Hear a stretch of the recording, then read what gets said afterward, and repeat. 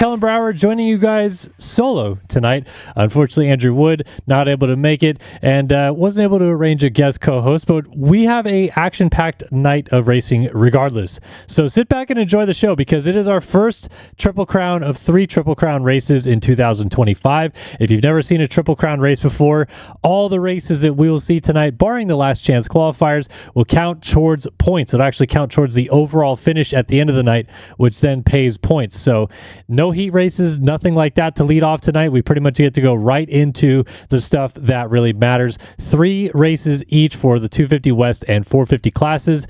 And man, this is pretty fun seeing how these first 3 rounds of this championship have gone. And now we get a Triple Crown to kind of make things even that much more fun right in the mix of all this. So heading into tonight here at Glendale, a very, very long track, very fast track. Let's go ahead and take a look at our qualifying times. It is Braden Carter, the current points leader, defending champ, 4-time champ, who goes fastest here in Glendale. Not a surprise to see him up top, but he hasn't necessarily shown this qualifying speed through the first 3 rounds of the year just yet. Now he is off a fresh, big win that he took last time out at Anaheim 2, just fending off Seth Surley and Colby Eaglin, a couple guys that are right there in the mix with him for top time this week. And they're ready to go to battle here tonight as well. Rasmus Balzer and Seth Carr inside of the top 5. Those 2 gentlemen, of course, went at it for the 250 East title last year. Carr not making the main event straight up out of Anaheim 2 was a bit of a shock after winning the second round in San Diego. We'll see if he rebounds tonight. Well, obviously, he already has rebounded because he is straight into the 3 races already. Top 18 go through. That was Cade Matherly that hit the cutoff at a 103.7. So 1.4 seconds separating first and cutoff. Everybody T-Lang on back is heading to the last chance qualifiers. So a lot of guys, I mean, shoot, there's guys that won't even make it into the last chance qualifier. We're looking at this cutoff time here. Ethan Parks missed out by 1/10 of a second. Devin Davis squeaking into the LCQ, but there's a lot of guys in that LCQ here tonight, so we'll get into that in just a minute. 250 West, Braden Tharp, your championship leader and potential championship runaway man, as qualified fastest here tonight, 104.664 over Evan Vanderkoy and Jet Holyhead. Tharp is starting to take this thing and run with it a little bit after we've had some bad rounds. Hayden Stevenson missing the main event last week didn't help, but a lot of ups and downs, not really a lot of consistency in this 250 West class yet, aside from Tharp, who's gone, I believe, 3 or 2 and then 1-1 in the last couple of weeks. So he's got himself a nice, comfortable championship lead. Let's look at the standings, actually, and talking about that. There is Tharp on those 75 points. Holyhead 19 back, McIntosh 20 back, and then your A1 winner who did make the main last week, Hayden Stevenson, is 31 points back. Apologies for the misspeak right there. But yeah, Stevenson trying to keep it close. Wilczek, Spies, all these guys, they're over a race distance down, so they got to make big points back. But it's hard to do that at a Triple Crown where, of course, you could have a bad single race but still have a low overall score at the end of the night when all is said and done. 450 standings, we have some fun still to talk about in this class. It was very close heading into A2. Carter with the big win, reshuffled it a little bit and got the red plate back from his teammate Alexis Leclerc. But Leclerc did finish 4th, kept it within 6. Eaglin 10 back. Balzer 12 back. He's a bit of a wild card in this thing. And of course, Seth Surley 16 back. Obviously, the big damage was Seth Carr dropping to 39 back after winning San Diego, then missing the main event this past week. So we will see if he's able to maybe come back and win Glendale and get right back in the thick of this thing. But for now, does seem to be this breakaway group kind of at the front, 6 or so positions that are starting to get a bit of a gap established on the rest of the pack. Let's talk about this racetrack tonight, and whoo, are we in for a doozy. Glendale always provides the goods, and it is delivered once again. Massive stadium floor. It's probably the biggest, no, it is the biggest that they have to operate on all year. And for the first time that I can remember, the start doesn't go more or less the length of the stadium in a football pattern.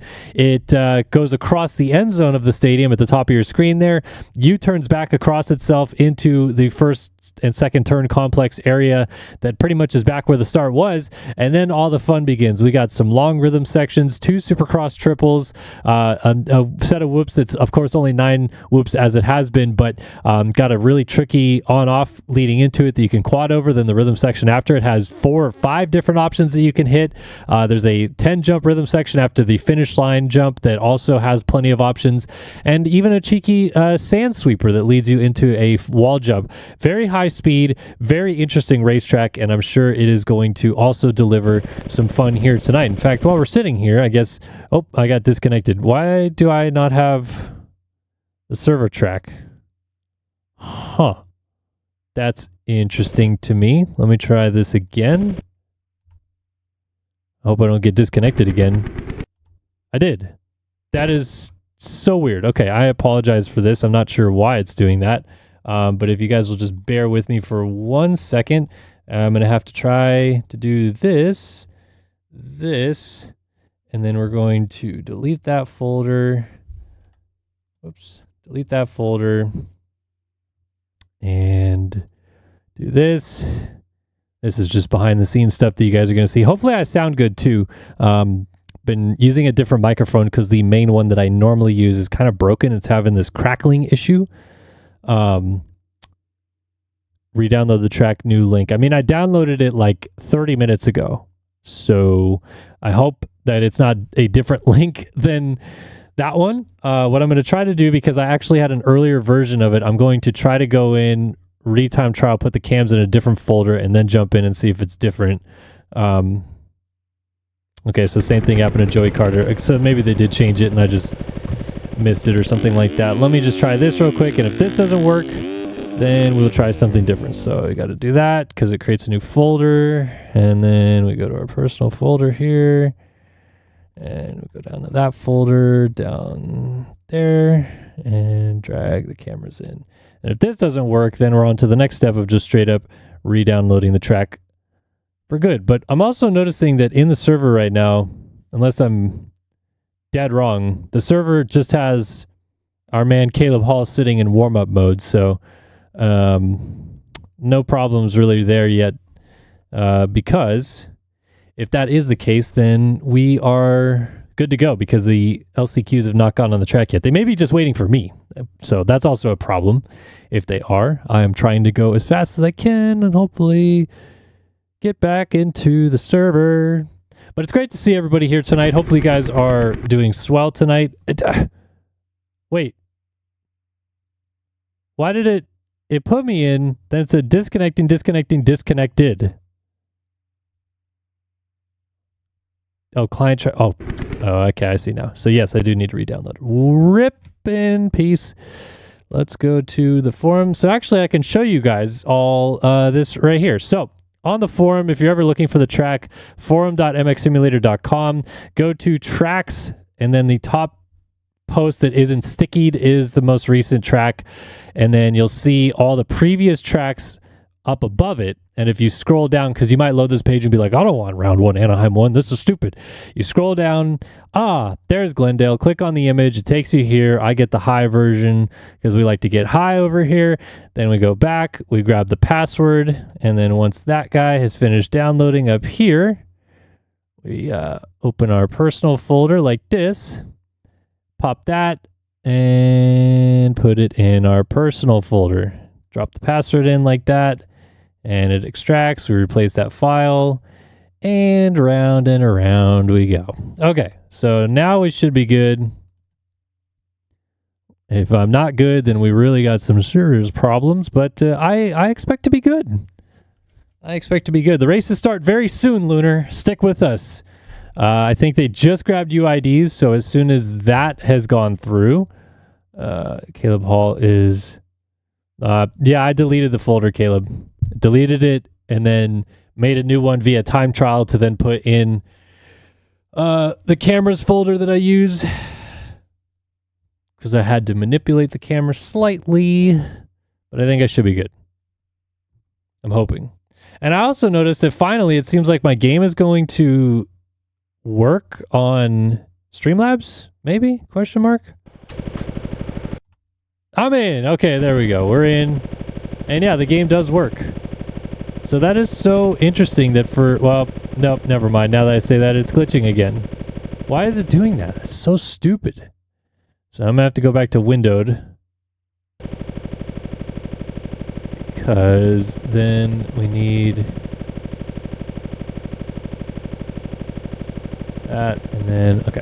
So I have to do it in windowed mode, but it is what it is. Okay, enough of all that fun. Let's get it to the actual racing on hand here tonight, which of course starts off with our last chance qualifiers. It is a unique format. If you've never been with us before,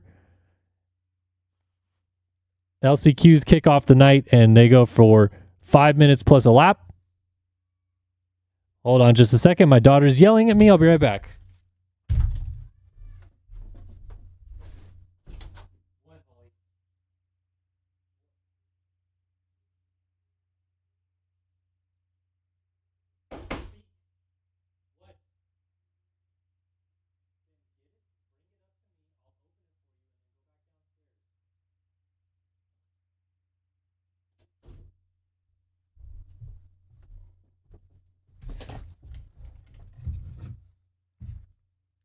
All right, apologies. My wife is trying to put down our son, and my daughter's yelling at me to get a snack. This is just the way it goes here when we race in the evening times. But we are going to be going racing here in just a minute. 250 last chance qualifier ready to go. And like I said, this is 5 minutes plus a lap. Top four make it into the 3 races that constitute more or less tonight's main event here from Glendale. So let's take a look at who we got out there. Dylan Cavacciuti, Cody Wells, Joey Bradstreet, Carl Robitaille, Tyler Blowers, Luke Fauser, Seth Devers, Justin Thomas, Andre Feitosa, Ryan Anderson, Jacob Johnson, Jay-Z, Ivan Medina, Nick Thomas-Tunis, Tanner Thorson, Austin Bear, Holden Coate, Carson Bolin, and Ryan Pinkerton make up our 22-rider 5 minute plus 1 lap last chance qualifier. So it's time to go right into this thing, ladies and gentlemen. It doesn't get much better than our LCQs, and we get to start off the night with one here from Glendale. 4 go to the races. Everybody else heading home early. Let's drop the gate. 250 LCQ in Glendale. Into turn 1, it's Nick Thomas-Tunis who leads them in and out. But actually, it is going to be Jay-Z who comes through and grabs the whole shot for a quick second. Then out of the backside, Ryan Pinkerton takes over the race lead. Dooley's on the first lap. Pinkerton lands a little bit hard right there and takes over the race lead. Jay-Z trying to fight back through this rhythm section. Our first look at these rhythm lanes going alternate lines. Apologies if you hear any crackling in the background. I'm just opening a bag of snacks for my daughter. Close my door on the way out, okay? Thank you. As Pinkerton takes over the lead, Jay-Z second, Jack Gatlin, and Tanner Thorson moves up into the final transfer spot. And man, these 250Fs are going to struggle down those rhythm lanes. So Feitosa closed up a little bit there on Thorson because Thorson kind of a little bit off rhythm there over our finish line jump. And you see just how hard these 250Fs are flying into that finish line jump. So we go 3 in here, 3 again. Anybody sizing up a quad? Thorson goes for it. Feitosa also, and they both kind of clip but ride clean. Got change for the lead going on? Yes, we do. Ryan Pinkerton and Jay-Z side by side. Don't look now. Jack Gatlin's lurking in the background. Somebody just went around the wall jump back there. That was a little bit awkward, but this transfer fight is amazing. Feitosa and Thorson dualies for the transfer spot, and Feitosa gives them the business, and down goes Thorson. Now, I know that some of you guys will be like, what? They didn't even make contact. That's stupid. Unfortunately, there is a little bit of lag that we do not see when we are in warm-up mode. The ping limiter kind of cleans that up for us a little bit. So Feitosa out of Brazil probably has a little bit of frame lag. In fact, you can even see some of it right there just now. And for us, he looks a certain way, very crisp and clean. But to Mr. Tanner Thorson, he was probably blinking like a flashlight. And so that's what he ended up just clipping and going down right there. But Feitosa able to go by into the 4th spot for the time being. Only got 3 minutes and a lap left of this thing, and Pinkerton still leads, but Gatlin's going for it. Here we go, quad out to the inside into the sand, and he's going to take over the race lead. That's going to be the difference maker in the 250 class tonight, I think, even for our top dogs to be able to consistently bust out that quad. And also, on top of that, Anybody able to do a big line in the alternate rhythm section after the whoops, as we got 3 riders nose to tail out front. This is a great fight. Pinkerton thought about it, has to double in here. Let's see what the off rhythm is. He's going to go 2-3-3. I like it, to the outside. Does he quad this? He does. He's trying to get Gatlin back, and this is actually a great sequence to see 2 completely different lines almost work out to be identical. So we're going 3 in here. Quad, triple, or quad for Jack Gatlin, who launches out to flat, and double out for Ryan Pinkerton. This kind of shows the different options available. And now Thorson has made it back by Feitosa. Oh, and Feitosa going long on that 3 right there. OJ's to the case, more or less, and goes down. So that opens up a massive gap now. Thorson is probably going to be in cruise control here in 4th. He actually just ran fastest lap of the race, and he's got a 9-second gap behind him. So doesn't need to do anything crazy. In fact, even checking up, going 3-1 on the exit of that rhythm section because he doesn't need to do it, like I said. And now he can put it in cruise control if he so chooses to do so. Jay-Z, a.k.a. Jacob Arnbrister, was able to get around Ryan Pinkerton. So Pinkerton's still just saying, I don't care. I'm not going to triple in right there. What's funny, though, is that he comes through this corner and goes, but then I got a quad. I got a quad over the table. And he gets it no problemo. So whoops look like they might be a bit of a factor for the 250 guys. They're kind of bouncing through them a little bit awkwardly. And certainly the preferred line, tripling in, quad, and then triple-double or quad-single through there. No question about it for these 250s. All right, so we're down to the final 40 seconds on the clock, which means it definitely is 2 laps to go this time by. They won't make it back around. Those lap times hovering in the 107 range. So we'll probably get back about 20 or so seconds, 27 seconds after time expires as Gatlin went for the quad and doesn't get it. Jay-Z swoops for the race lead, but then swings the door wide open. Doesn't matter, gets it anyway. Nicely done. So Arnbrister to the lead, Gatlin back to 2nd.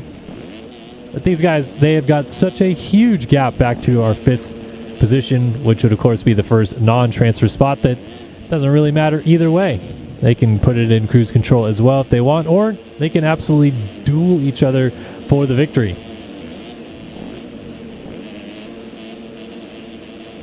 You can see even Arnbrister hopping through the whoops right there. And he's going to elect to go on, off, and mess up the rhythm section. That allows Gatlin right back into the lead.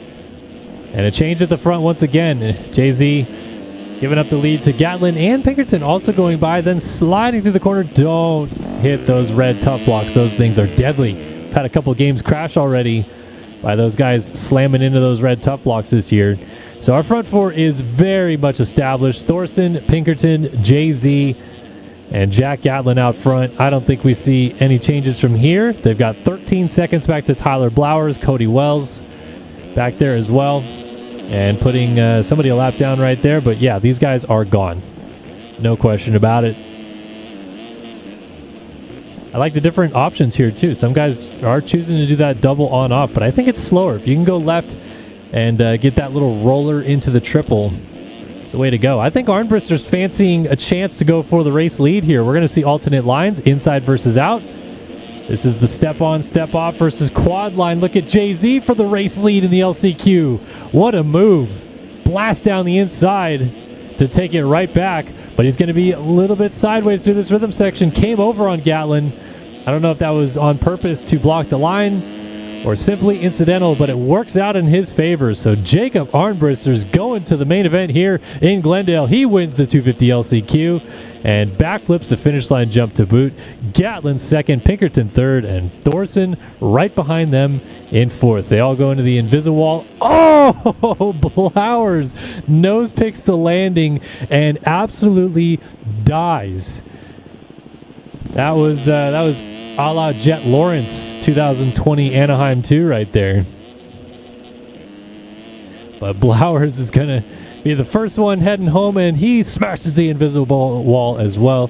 Feitosa, Timmy Briscoe's going home. Ryan Anderson, Austin Bear, Jacob Johnson, Nick Tomasunis. Got a great start, and then we never saw him again. Carson Bolin, Dylan Cavicciuti, Cody Wells, Seth Devers, Joey Bradstreet, Justin Thomas, Holden Coate, Dale Mullins, Ivan Medina, Luke Fowler, Carl Robitaille, all heading to the seats early this evening. Tough break for them, but good news for the everyone up front. Arnbrister, Gatlin, Pinkerton, and Thorson are confirmed going through after penalties have been applied. Shout out to Brock Rides for the Prime sub. Thank you guys so much over there on Twitch, continuing to lather in your support. Lather, very nice. What are we at now for our subs on Twitch? Let me take a look. We are at 57 subs. Wow. You guys are killing it. Appreciate it. Again, if you got those Prime, Amazon Prime subscriptions and you're not subscribed to anybody on Twitch, I mean, look, it more or less is free and it gives me money. So if you like what you see, you don't even have to spend money to, help a brother out. Just saying. But I appreciate you guys supporting and watching regardless of if you decide to donate or use your Prime subs or not.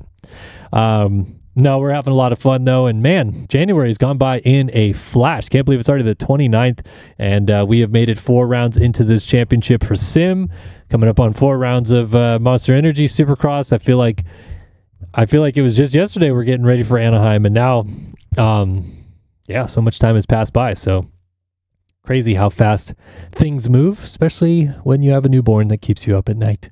All right, let's take a look here. I want to see who is going to the line in, why did that go down there? Just trying to get our live timing board here to show us if it can. There we go. To show us who's going to the gate here. It just wasn't being friendly with me. All right, we have got ourselves Sam Weigman, Emmett Sun, Blake O'Brien, Matt Cromie, Tyler Shields, Anthony Pachone, Riley Hewen, Jacob Hubbard, Ethan Parks, Jack Mark, Killian Ortiz, Casey Cochran. Who else we got up in here? We got Brandon Larson, Ash Deering, Cooper Hunt, Brandon Cocroft, Devin Davis, Caleb Hall, Emmanuel Cepeda. You name them, they're in here.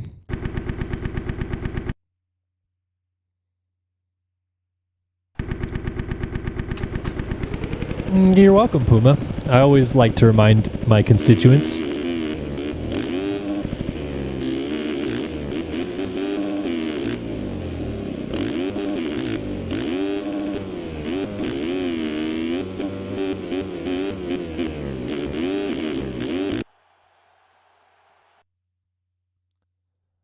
All righty. We are set and ready to go for our 450 LCQ, and then we get to have some fun racing. 3 of them tonight. I can't wait. There's going to be some great stuff to watch here once the gate drops on our 3 main races. But we got one more last chance qualifier to get through. It's the 450 LCQ coming at you live here on Star Your Systems TV. Let's go. Well, we looked at Shields next to the box. He's going to get there with Hubbard up the inside. Jacob Hubbard rips the Holy. Well, has he done so yet? Yes, he has. Of course, he's going to get there first. And a bit of a surprise to see the ever-fast Jacob Hubbard not go straight through in qualifying, but this is what he needed to do in the LCQ. Get out front and try to get away early. Cooper Hunt, Tyler Shields, Ash Deering all up at the sharp end. Devin Davis came from dead last in qualifying, well, 40th, I should say, to coming out with a really good start here in the LCQ. He's knocking on the door of opportunity to try to get in right away. Bouncing through the whoops. Killian Ortiz goes down. B-Lars has to stack it up behind him. Xander Brion also went through. Shout out B-Lars, by the way. Anybody watching at home week-to-week Monster Energy Supercross, and you see that name Joshua Vries appear on your screen. Brandon Larson is his mechanic this year, so awesome to see not only the pro real riders make an appearance, but even the pro mechanics making an appearance here in MotoOption Supercross. So we're watching some frantic action, and meanwhile, something just happened. Cooper Hunt went down, and we saw more chaos back there. B-Lars went down, and who'd he bring with them? Xander Brion. I wonder if they checked each other in the rhythm section a little bit. That can happen when you're having alternate rhythm lines being taken. But it is Hubbard from Deering, Shields, and now Cooper Hunt slipping back to 4th. D. Davis trying to go into 4th, maybe up the inside. Block pass. And tripling out from the inside. Davis still gets it. Oh, we're rubbing number plates. Davis trying to get it back, but Hunt jumps all the way out to the corner to get the job done. They both go for the quad into the whoops. And right up on top of them things and all the way through. Cooper Hunt, no slouch whatsoever. Different option here. Over table, quad, and then trying to triple out. I have not seen that one. That's a big boy. Line right there. And oh, Cooper Hunt gets past and passes right back. That's Anthony Pachone. Almost diced him up and then got diced right back. And we got some great action here. Hunt on that KTM just to the right of your screen is in the final transfer spot, but 3 riders trying to get into it. D. Davis lands on Pachone and goes down. Pachone shorted the Supercross triple and gets passed up. Now Blake O'Brien launches by into 5th place. And Hunt is trying to get the heck out of there. He's going after Shields. See if he can't get up there and ruffle some feathers and get into a better position, not be on the bubble spot anymore.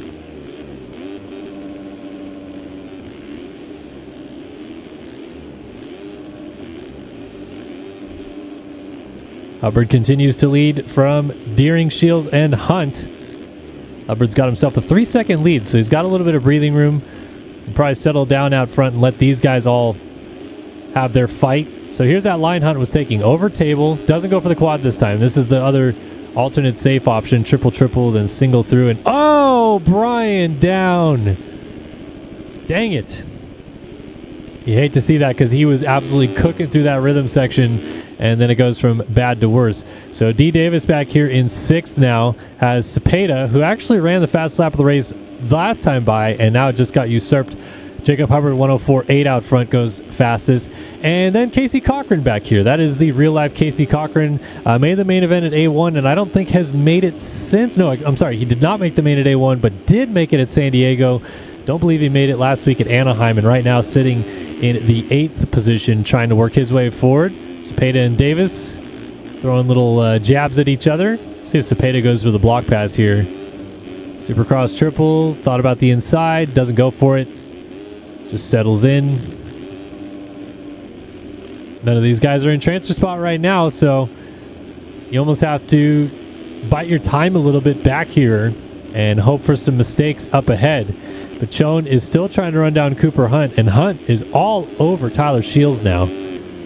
So once again, we're coming down to probably 2 laps to go right here. Yeah, definitely 2 laps to go. Hubbard another 104 out front, and Shields just cased the finish line jump. That'll cause him to go back to 4th. Sorry, I think in 2nd place of the old transfers out of the LCQ, but actually I meant 4th place for him. So Hunt up to 3rd, and now it's Shields' turn to hold on to the daunted bubble position. See riders in the background still going at it in the sand section, just hoping to get close, and Shields is probably gripping the controller as tight as he possibly can right now, just hoping the next lap and a half goes smoothly. I think if I'm him, I'm pretty chill with everything except maybe the whoops and the rhythm section after it. We'll see. Clean run through them there, so no problems whatsoever. But then this guy right here, got to get it clean. Does the 4, doesn't go for the 4 out. He's like, nope, we're just taking it easy today. Pachone gets a big line though, and we're off to the races. So I don't know what he just did, but that was a very good line. He's down to about a second back and just went 105.8 to a 107.8. We might be on for a transfer spot battle with the white flag waving. Shields, is he going big lines? Yes, he is. He quads. Triple, quad, triple. Ups the ante. Forcing Pachone. I think Pachone's going to have to nail that big line in the rhythm section before the finish line jump, but I don't know. He's also just straight up running him down. Does he go? Oh, he goes triple right here, and he's going down. Don't know what that was for.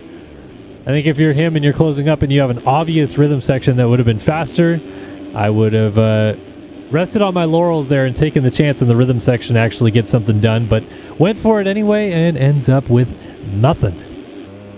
Meanwhile, up front, this man whole shot and has led every lap.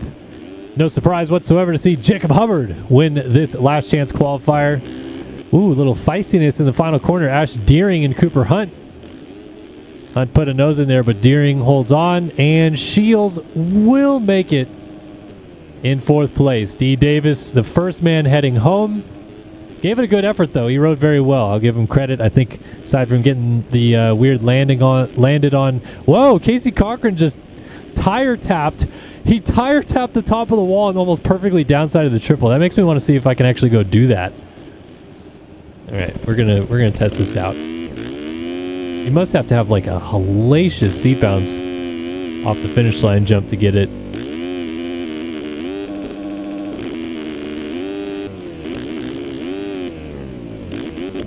No, how did he do that? Wow, jeez, man, he was so far up there. Casey, what is your secret, my guy?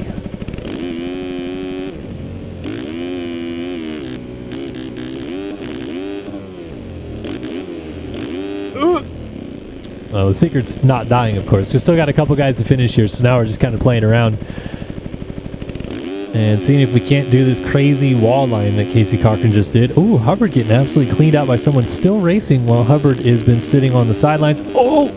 I thought I was going to land that. Yeah, I think Cochran's got a little bit more talent than me. He came probably 30 more points closer to winning a 250 Supercross title than me. He ended up, I think, third in the championship. I ended up fourth. All right, penalties are in, and just so you're aware, nothing changed up front. It is still Hubbard, Deering, Hunt, and Shields going through. Yeah, I just bogged down in the middle. I don't even know how far the wall goes over. I guess it doesn't extend very far left. Maybe that's the ticket. Hey, it's Thumper subbing up for his third month with Amazon Prime. Appreciate you, buddy. He says this is for the newborn. LOL GL. Yes, newborn's kicking it, just hanging out. Big fan of Supercrosses. So as I've heard, I have not been home to watch Supercross with him as I've been to the first 3 races since he's been born, but I will be home this weekend for Glendale to watch it with him, so excited for that. But my wife says that, oh, there you go, there's the top of it, and someone's sitting up there. That was pretty funny. My wife says that when she puts him on the floor and tries to face him away from the TV during Supercross, he'll dramatically turn his head around to watch the TV. So, definitely into Supercross. Oh man, that's going to cost me a lot of money in race fuel. But I love it. I absolutely would love it indeed. All right, 450 main number 1, or 450 race number 1, I should say, is coming up in 20 minutes. 250 race 1 is coming up right now, though, if I can just get my graphics correct. And we are going to get our timers ready, everything ready to go, so we can get you guys a fun race here tonight. Let's take you through who's going to the gate for 250 race number 1 of the Triple Crown at Glendale. Hayden Stevenson, Jax Lindsay, Wyatt Grant, Jet Holyhead, Tyler Show, Jack Gatlin, Ryan Chowsey, Joey Carter, Cash Woods, Evan Vanderkoy, Braden Tharp, Caden Speck, Tanner Thorson, Max Wilczek, Jackson Vick, Rogan McIntosh, Barry Brands, Tucker Zimmerman, Tom Quinault, Ryan Pinkerton, Race Covell, and Jacob Arnbrister make up your 22-rider field that is set to go for 10 minutes plus a lap here for 250 race 1. If you've never been with us for a Triple Crown format before, it is 3 races and your lowest total score based on Olympic scoring wins. So if you go 1-3-2 and someone goes 3-2-3, obviously 1-3-2 is a lower score. That's 6 versus 8, and you earn the maximum amount of points on the night, which in Race Factory, for some reason, because they've never changed the point system, is still 26 points. And then when you finish second overall, it's 23 points. I get it. It kind of sounds confusing. We'll try to talk you guys through it as the night progresses. All you need to know is right now, the best of the best in the 250 West are going to the gate for their first race of the night. And we're going to see the championship leader, Braden Tharp, and the rest of them do battle. And are we back to somebody sneakily running a 4K skin that's causing me to lag? Are we back to that? People don't like it. Who's sneaking in the 4K skins?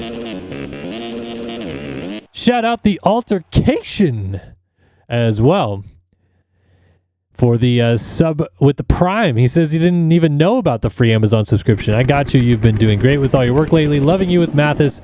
Well, I love you for the support, my good friend. And let me get that timer. Hopefully I clicked the right one. I did. All right, here we go. First 250 race of the night. Ready to go in Glendale. We're off and running. Who's going to get the all-important RaceFactorGaming.com Whole Shot Award? We're looking at spec here, but it's going to be the 27 of Max Wilczek. Barlows.brew, hashtag BTownsMe. I don't know whatever any of that means, but he's out front. He's got Tharp with him in second place on the 23. Caden Spec did come through in third. And then it's Chowsey, Holyhead, Pinkerton, Zimmerman, Brands, all at the sharp end of the field off the start of this one, but they do not like to see this man, Braden Tharp, get off to a good start. He can be so dangerous with the lead. And I think he's actually maybe going to have Caden Speck take a look there for a second. Oh, Tharp into the Davalos bales momentarily and back down. Getting through the quad, though, a little bit cleaner. And look at this line doubling up to the inside. Yes, going to get Speck right back. Nice move by Tharp. And now Wilczek is going to lead us down to complete lap number 1. If anybody knows Max Wilczek's team and or if he can send me skins, that'd be great, because I've not had his skins at all this year. And we know he's a certified ripper as Caden Speck slides out of third place. I just want his skins. That's all I want. We've got ourselves a fun race up ahead, though, because we got Rogan McIntosh, who's in the championship hunt. We got Jet Holyhead, who's in the championship hunt. And we got the championship leader, Braden Tharp, in the mix at the front of the field. So now we get to kind of see more or less a mano-a-mano fight of whether or not the guys close to Tharp in the championship hunt can actually go get him. Because they're going to have to chase him down, but there's nobody in between them as well. So if you're Holyhead, this is your chance. Tharp, oh my gosh, what a save through the whoops right there. Saw both sides of the number plate there going through the whoops. Not ideal whatsoever. But corrals it back together very nicely. So Wilczek, I'm gonna lower my graphics after this race. This is so frustrating that there's just like one person who probably has like 8K skins out there that makes it so my game lags. Otherwise, I've been crystal clear for pretty much every other race this season. So Wilczek continues to lead.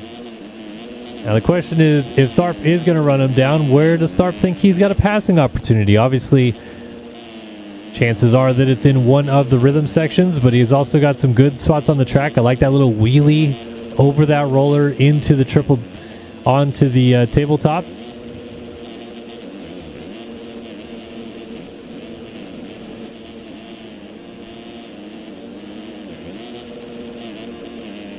Oh, Tharp with a beautiful quad. Wilczek going for a ride out front. Pulled it back together nicely. But Tharp is going to see those mistakes and sense his opportunity. It might be right here, quadding and launching the single out for the race lead. Not quite yet. Wilczek fights right back. Good power off the double landing for Wilczek. And he crosses over in front of him. Doolies over the finish line jump. Doolies on the triple. I thought Tharp was going to go inside right there.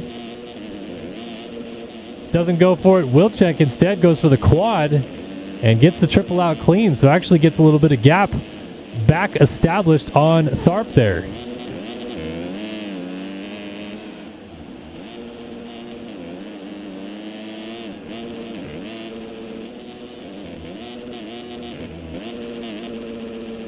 This is a good fight, man. This is Wilczek at his finest right now.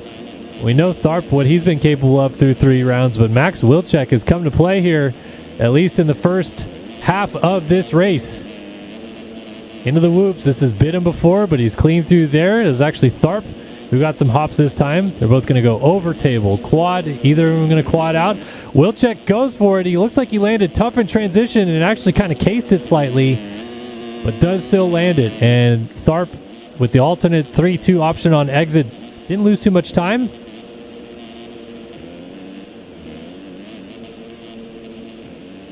And the fight continues. These guys, man. Wilczek not going to get the quad this time. Does he try to quad out? No. Here's Tharp trying to triple into the lead. Down the inside into the sand, and the 23's out front.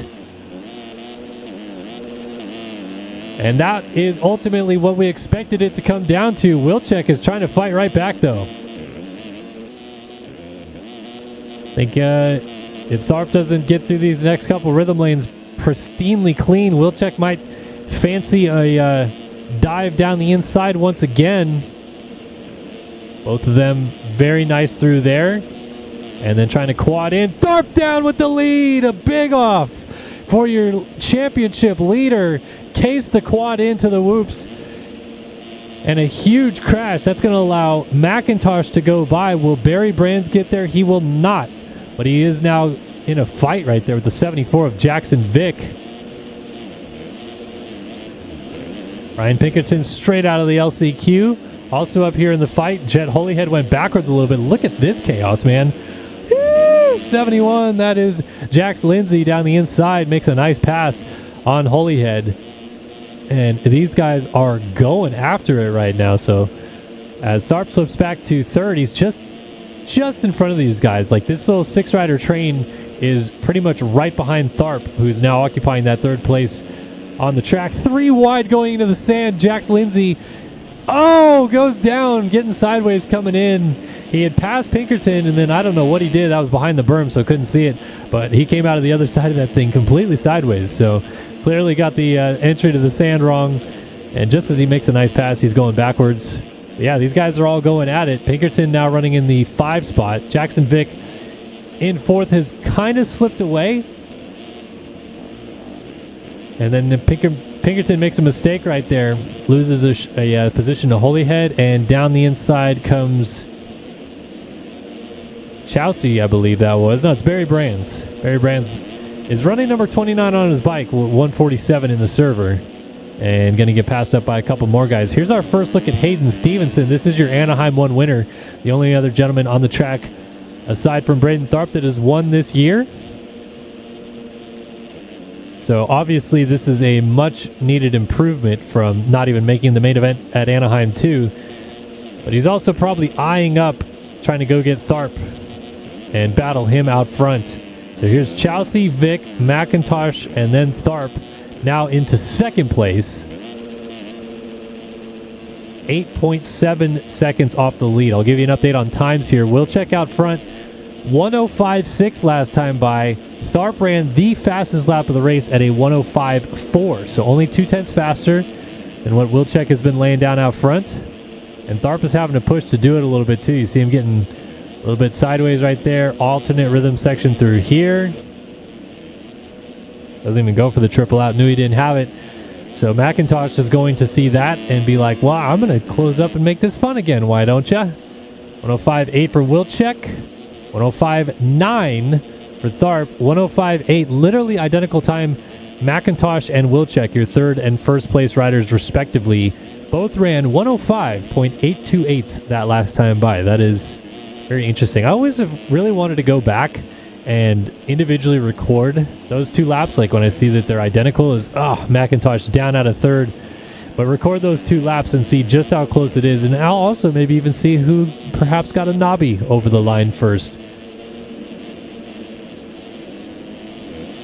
So we'll check out front. Coming up to less than 2 minutes plus a lap in this race to go. He has led this thing pretty much from the start. That's a big mistake right there. He's going to have to double again. And that is a lot of time lost in one rhythm section. He goes from almost 9 seconds out front to 5.5. Actually less than 5.5. It's 5.1.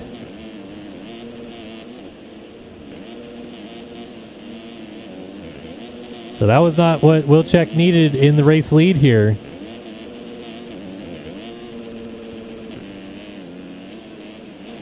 Barring a crash from him, I think we're looking at 3 to go. I think time will just barely not have expired when he comes by next time by at that 10-minute mark.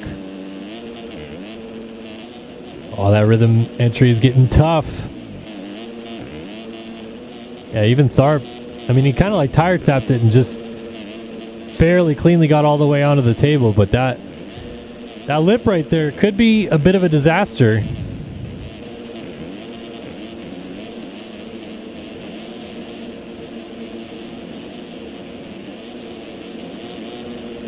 Get a close-up of the Cowie with the white on it. You talking about this one? The Nexus Kawasaki program right here. Very nice kit, I must say. It's like a little too much of the green for me. Like it's like that neon green. which I don't mind, but like this one kind of really stands out in my opinion. There's that alternate line right there, quad triple out. Yes, very nice. And I love the 7 kit that he has on, tying into like the blue accents on the helmet. Although I feel like black and white Alpine Stars boots, he could have done a little bit better. We could have just rocked like some powder blue Alpine Star Tech 10s right there. Like this, Jackson Vick. He pulled out the yellow boots to go with the yellow Kenny gear here.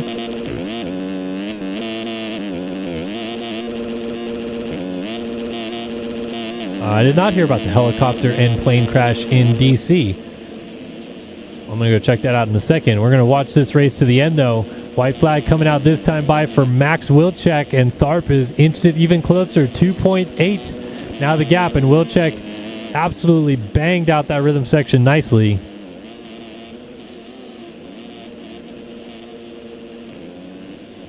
So Wilczek takes the white flag out front. Is he on his way to winning race 1 here in Glendale? We're about a minute away from finding out. Choosing the option 331 through there just to be safe. Let's see if Tharp did get the... Oh, he went for the quad out, and he's down. That should be all she wrote. Jackson Vick is going to get a freebie here. No, he was down too. That was second place for the taking for Jackson Vick, and he doesn't get it. Now Hayden Stevenson's going to try to get up there and steal third away. Oh, Wilczek went down in the sand. Wilczek went down just after we saw Tharp. Wilczek was down in the sand because he just got up right in front of Tharp again. So this is not over just yet. Wilczek has got to hit his marks in the closing 4 corners of this race. 3 corners now. The whoops will be critical, and he gets through them clean. Nice little tire tap on exit. Does he go for a big line? He shouldn't. He really shouldn't. Quad and triple double right here. Or double double. Or just double it all. Here comes Tharp. Oh, Tharp's down again. And Wilczek will survive. Your race 1 winner tonight in the 250 class from Glendale, Max Wilczek. Jackson Vick steals second. Tharp and McIntosh get very close at the end. Stevenson right there as well. That actually could be affected by cuts. They were only 1.6 apart, all 3 of them. Jax Lindsay. He'll come across in 6th. Chelsea 7th. Barry Brands 8th. Show 9th. Carter 10th. Jet Holyhead 11th. Jay-Z 12th.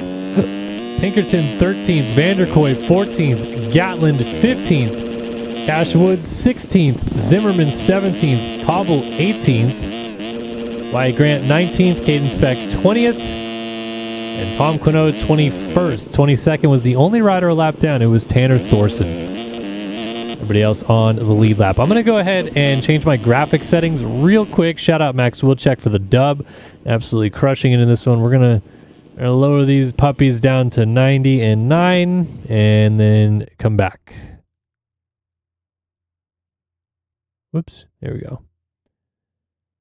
Ba-da-ba-ba-ba. Super annoying. All right. Let's take a look at what this guy was talking about. There's a plane crash in Washington, D.C. or something? Significant emergency response underway. A mass casualty has been declared after an American Airlines jet collided with a DC police helicopter in midair collision. Yikes. That's not good. Oh, man. And what, they went into the water?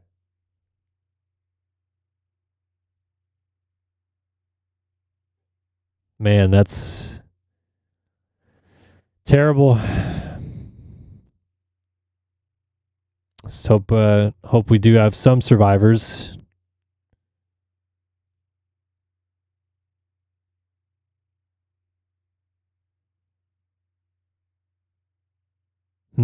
Interesting.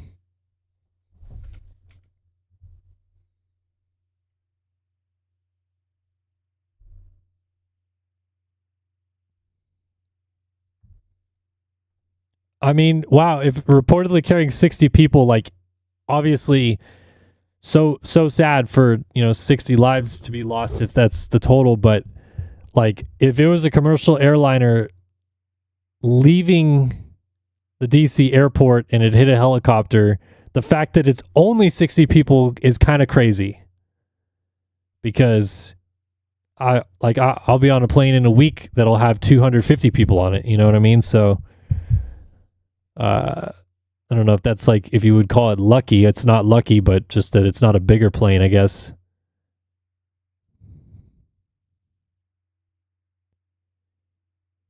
Yeah, crazy, sad. Just praying for those people.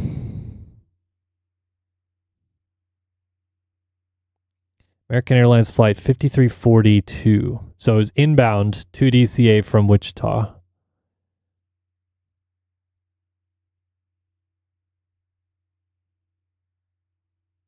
The police have confirmed it wasn't their helicopter, so I don't know.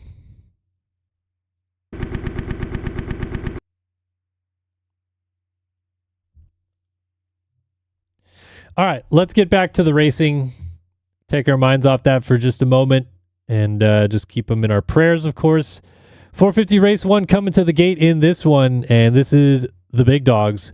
Seth Shirley, Seth Carr, Jacob Hubbard, Trevor Burns, Rasmus Balzer, Alec Horn, Johnny Padani, Cade Matherly, Braden Castellaneta, Evan Holt, Alexis Leclerc, Ash Deering, BP from Yogi, no idea. John Heilman, Logan Leitzel, Braden Carter, Tyler Shields, Frank Jackson, Luke Sullivan, Cooper Hunt, Colby Eaglin, Tyler Lang. BP. Who is BP?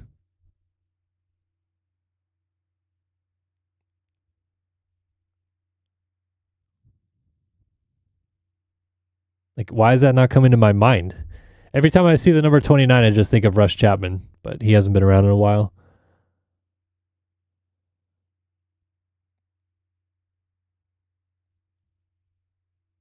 Speak up, people. Who's riding for Yogi that their name is BP? Anybody? Bueller? Bueller? No, it's not Pinkerton. Ryan Pinkerton just raced. Bodie Parker. That makes sense. Thank you, iMoto. I can always count on Mr. Lane Burks to steer me in the right direction. Yeah, Bodie. Illegal naming convention. I don't like when Jay-Z does it. Why do you have to do it with him? Yes, it is Bodie Parker. All right, here we go. 450 race number 1, people. Buckle up, Buttercup. Doesn't get better than this. 12 minutes of intense action going to the gate here for the first 450 race of the night. All the best to do it are sitting here ready to go. It's going to be Carter way down the inside. Eaglin 3 to his outside, or 2, I guess, is what you could say. Here we go. Who's going to get the whole shot? We're off and running in Glendale. Great start for the 6 of Seth Carr. He's going to control it to the inside. Carter swoops the inside and is going to come out with the lead. Braden Carter gets the RaceFactoryGaming.com whole shot. Carr's trying to get up alongside of him into the Supercross triple. It's close. They all scrub together. And it's going to be Carter ahead of Carr. Trevor Burns, Seth Shirley, Colby Eaglin. Oh, man, the good guys are up here. Oh, Seth Carr 360'd into the berm and landed it. That was almost a disaster for the 6, but he rides out of it. So that puts Trevor Burns into second place. As Carter, they're all going alternate line here. Look at Burns with the quad triple for the lead. Let's see if he gets it. Carter trying to fight back. Burns is going to get there for the race lead. Trevor Burns out front. It's Burns, Carter, Shirley, Eaglin, Seth Carr, your top 5 at the end of lap 1. This is going to be a great race. Oh, man, this is fun. How about Shirley all over Carter for second place? Doesn't get the preferred quad triple line, but still quads out and keeps it close.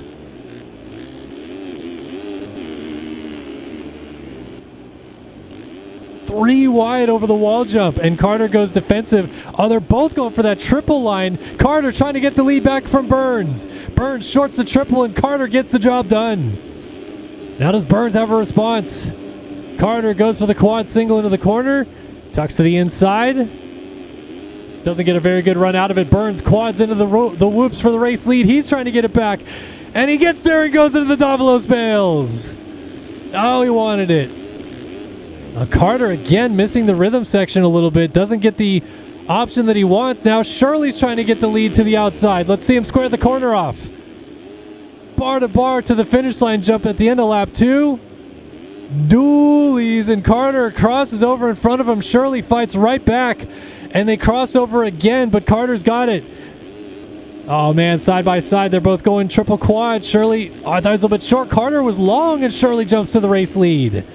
And how about Eaglin hanging tough right there in third? Outside power move for Carter into the wall jump side by side. Look at Seth Carr getting in the mix on the 6. Wow, what a race. Eaglin and Carr are right there, and don't forget Burns is still hanging tough in 5th. Look at this. To the inside, Carter is trying to make this line work. He's going to momentarily take the lead, but Shirley quadding in will get it right back. Better run into the whoops. Woo, Carter almost laid it down. And these guys definitely like the on-over quad triple if they can get it. Carter was just about to get short on that one again. All right, so now it's Seth Shirley's turn to try to control this race from the front. And Braden Carter wants a piece of the 44 machine. 3 seconds separating your top 4. Fast lap of the race to Seth Carr, a 103.873 in 4th place. You don't even see Eaglin on the screen because these guys are going so fast, but he's right there, 1.5 back. And then you see Carr exiting the sand. This triple option is scary. And Shirley a little bit long. Carter long on the triple. Now Shirley goes for the quad single option, and they're both going to the outside, so I think Carter's learned his lesson.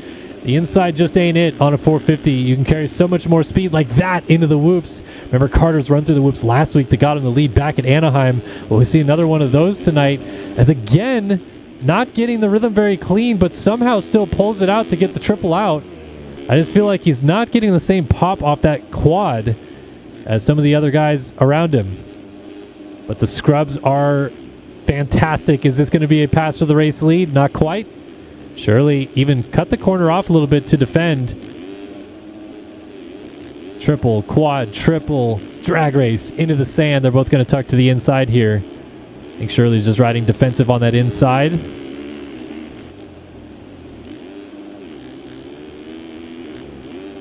Oh, Shirley cleaning over that thing. Carter actually came up a little bit short on it and had the rear end kind of kick around a little bit on him.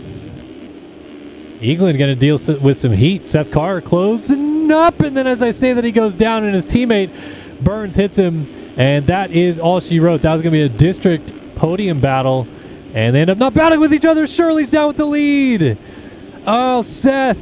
We didn't see what happened, but I'd have to imagine he was going for a ride at the end of the whoops and then just rolled up the windows and held on. Alec Horn moves to 4th, Jackson 5th, Hubbard 6th, and Carr back to 7th.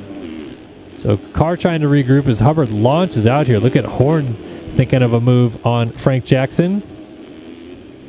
But it's not all peachy keen just yet for Carter. Eaglin is right there, and we know Eaglin's strong suit is getting stronger as the race goes on. So if he keeps Carter even honest here, watch out for the 24 machine to get even better in the second half of this race. We are almost 6 minutes in with 6 minutes to go after that.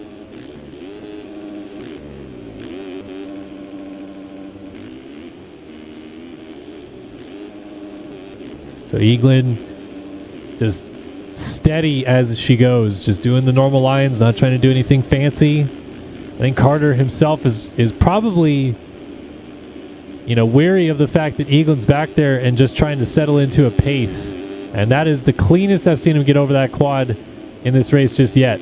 Launching out to flat, getting it done no problem.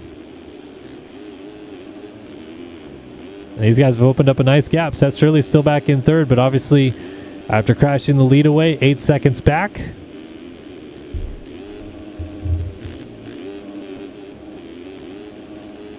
Look at this. Eaglin is going to tighten up that gap just a little bit. That 3.43 much faster than the 3.34, because the 3.34, it's kind of a huck to just get the quad out. Meanwhile, you can go 3.4 and kind of launch the 3 out to flat and just keep that momentum going. You don't even have to let off the gas. So, you know, if you're able to get that middle quad, that's critical in that rhythm section, but it's all dependent on how clean the triple in is.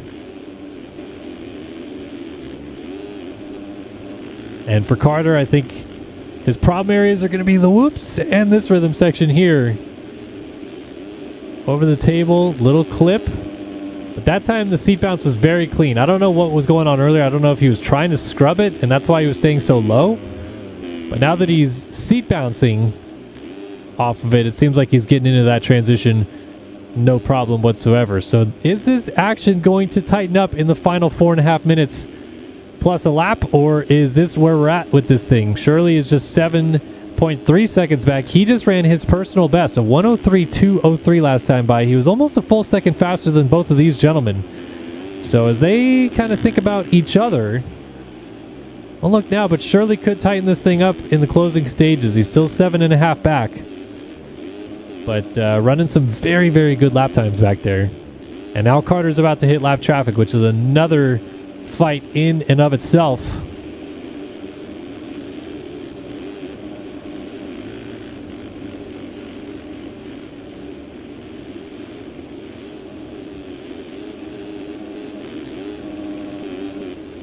Yeah, I don't know. He must have just been clipping the table kind of weird on the first couple of laps, because now he's got it pretty clean.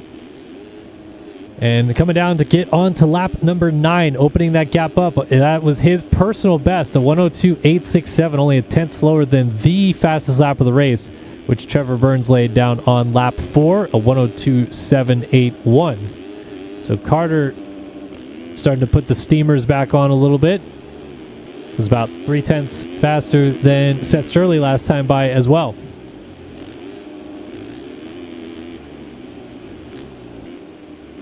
Frank Jackson still 4th. Hubbard from the last chance qualifier win now in the top 5. Good ride for him. And then Rasmus Balzer, I'll tell you what, I'm just waiting patiently for Rasmus Balzer to get a start. Just once. Just one start. I want to see him up there fighting with those guys because the speed is undoubtable. But can't get off the gate well yet. That's part of his problem. This man, the inconsistency is what the real problem is for Seth Carr as he goes for a ride. And I don't know how he corralled that together, but congratulations to him. Obviously missed the first main event of the year, was evacuated due to the LA fires. He is from the Long Beach area, and I think some family was getting evacuated, so I think he was helping them out or something like that, if I remember the story correctly. Then wins round 2 in San Diego. So we're back. And doesn't make the main event at A2 last week. So all over the board, he's got 1 win. He's got max points for 1 week and no points for the other 2 thus far. Trying to fight back into this thing. Oh, Hubbard just got together with with his teammate Frank Jackson, and they're both down. So 4th and 5th are laying on the ground in a heap. That is interesting. And through goes Rasmus Balzer into 4th. But I'm going to change directions here for just a minute because our fight for the lead is intensifying once again. Eaglin's got it back to a 2.5. And don't look now, Seth Shirley is still going faster than both of them. 3.8 seconds for Seth Shirley back there. Now look at that. You can see, and as I say that, he goes down in the whoops. So it is down to these 2. And Eaglin is on his horse.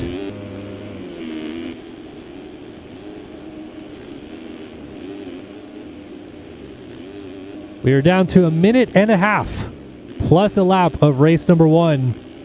And it is time for Eaglin to go into the afterburners if he's got them. We know Carter does, and this is where Carter will probably start to wick it up to his qualifying lap level. But if you're Eaglin, you just got to keep the pressure on. Make him work for this and make him get through the lap traffic better than just clean or, nice passes. Got to force your way in. So that Eaglin doesn't get close enough to force his way in, if you will. A little bit of braking and entering.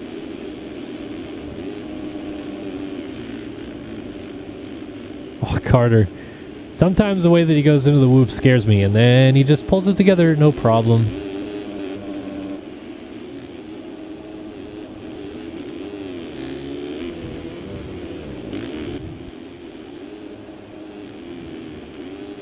All right, 2 laps this time by because we'll hit the 12-minute mark in about 20 seconds.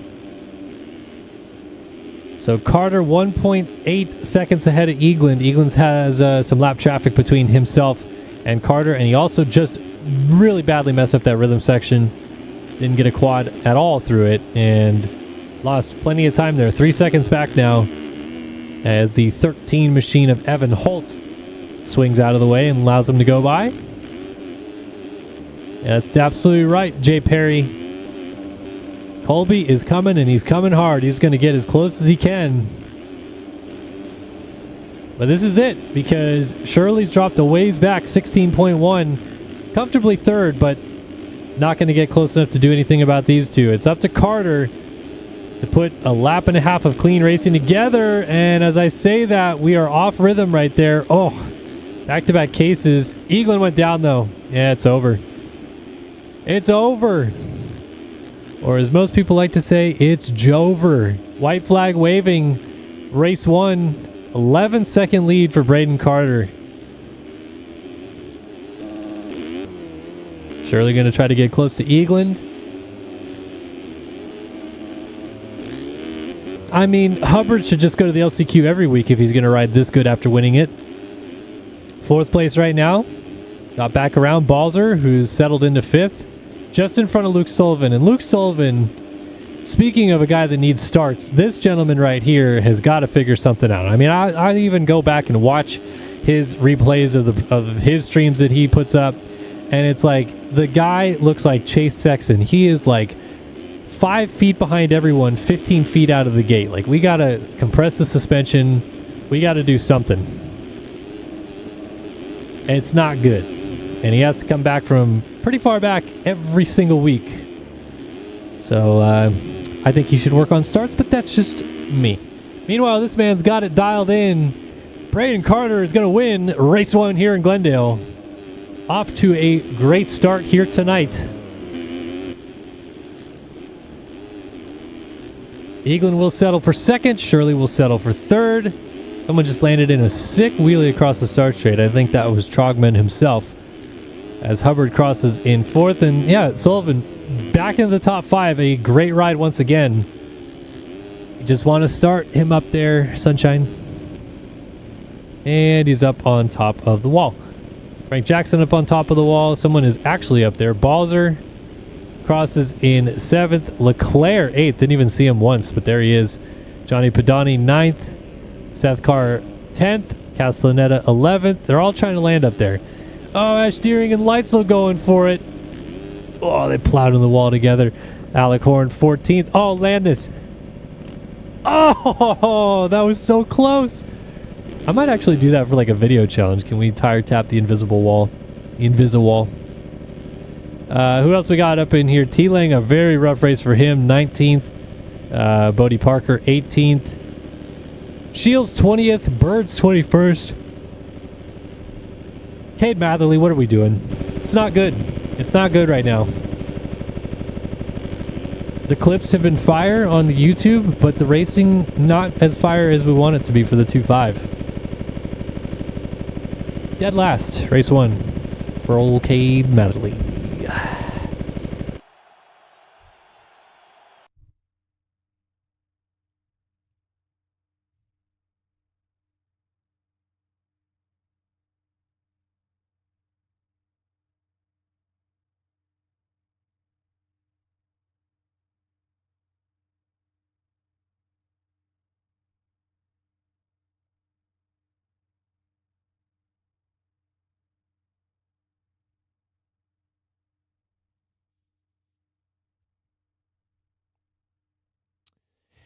Sorry, just trying to read more about this situation in D.C.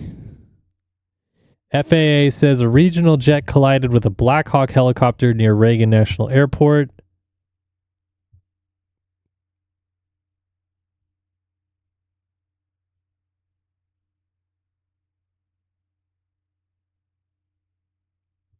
Jeez.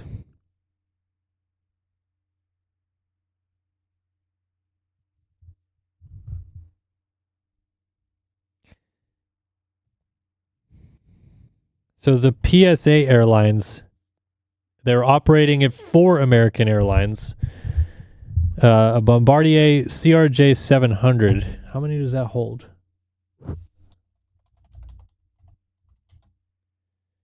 CRJ 700.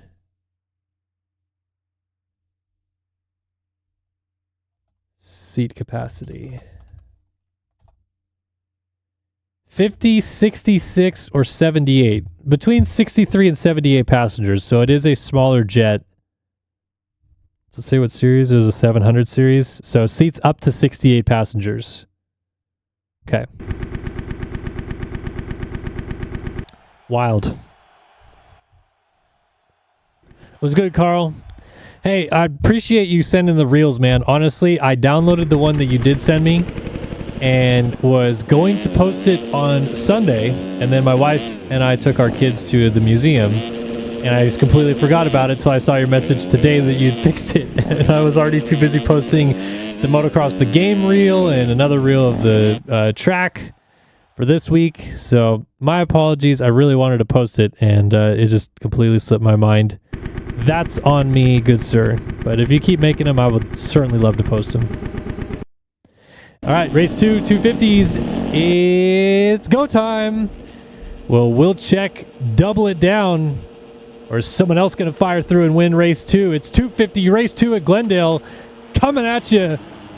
Into turn number 1, we go. Good start for the 41 and 71. Jax Lindsay kind of come through, control it. Yes, and Wilczek is right there. I do not see red backgrounds of Braden Tharp in the mix. Wilczek, oh, he just got landed on by Joey Carter, flipped around, and somehow rode out of it. Now he's getting Chase Sexton. Oh, almost got landed on. That was very close. And now Joey Carter lands on Cash Woods, and they're all going down. And Wilczek fights through. He's in 4th. But Jax Lindsay getting away with Jet Holyhead in 2nd.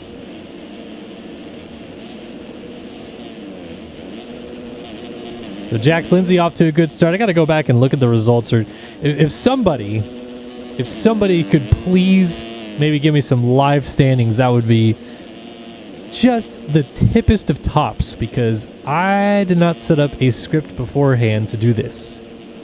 My bad. But I know Jax Lindsay had a good first main.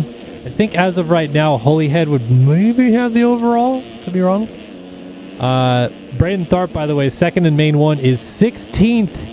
16th for your points leader, so we'll keep track of his progress, of course. And Wilczek went backwards. He's 13th as well. So we're kind of all over the place right now, as Holyhead goes for a bit of a ride there in P2. Well, Jax Lindsay, if there's ever a moment for him to shine, he won a heat race at San Diego rather dominantly. That was a 6-minute plus 1 lap race. This is another 4 minutes tacked onto that.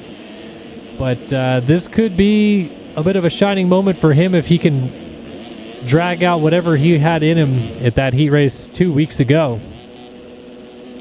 Right now it's looking good. He's scrubbing like a madman back and forth across the track, trying to sneak away at the front of the field. We haven't done much onboard action. Who should we go on board with here? How about our guy Evmove? He's a third-person player, but we're going to go first-person with him. Why not? P6, 108.5 this time by, right on the heels of Tanner Thorson, who was dead last in main event 1, the only man who was a lap down. So this is what Evmove would be seeing if he was playing in first person, but he's playing in third right now, so he's probably seeing something like this. He's just going through the corner. Oh, wall jump. Yeah. Down off the backside of it, trying not to get that little front end lock. Oh, Thorson! Speaking of front end lock, as Vanderkoy goes for a bit of a ride off the track. Easy move at it again and jumps into the tough blocks. Zimmerman, Rogan McIntosh going by.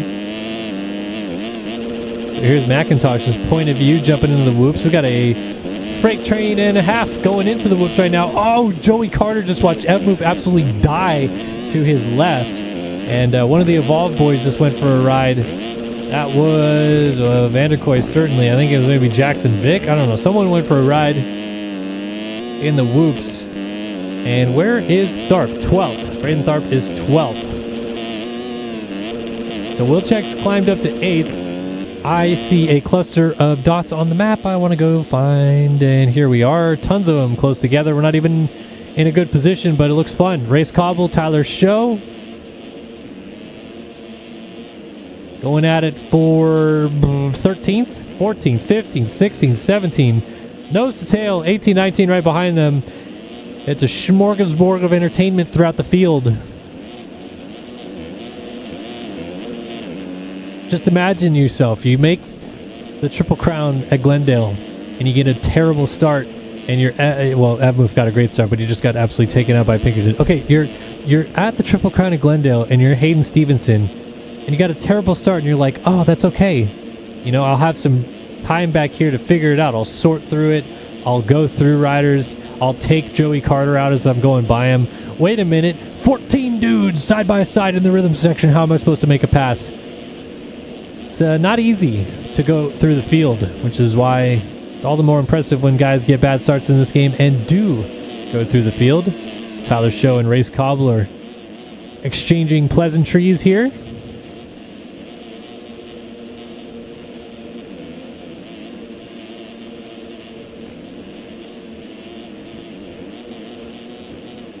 And I'll tell you what, we're watching kind of a whole lot of nothing when it comes to our overalls, because those guys are not going to get up there. This man still could.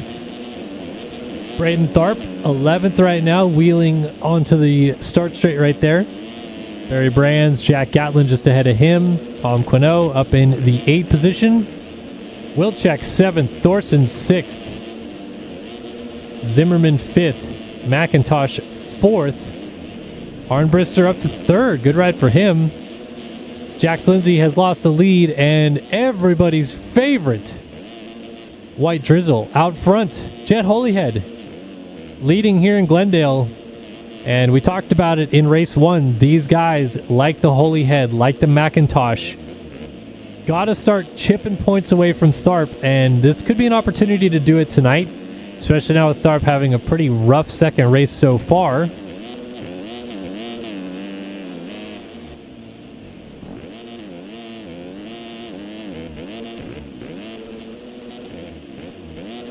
So Holyhead's just going to work, man. Laying it down out at the front of the field. We got 4 minutes and a lap left to go in this race, and he is just about in cruise control, I would say. Looking at his current status on this racetrack. Got himself a nice 5-second lead on Arnbrister, who, if you're Arnbrister, this is like a dub right here. The guy didn't make the first 2 main events of the year. He's a rookie in this 250 class. And running second place right now? How about that? That's going to get a high five from the boys. Whose bike is he on? This isn't a Phil's bike. Oh, it is. It's a white and pink Phil's bike. Is this the breast cancer bike from last week? Or did we forget to run it last week, Jay-Z? Did we?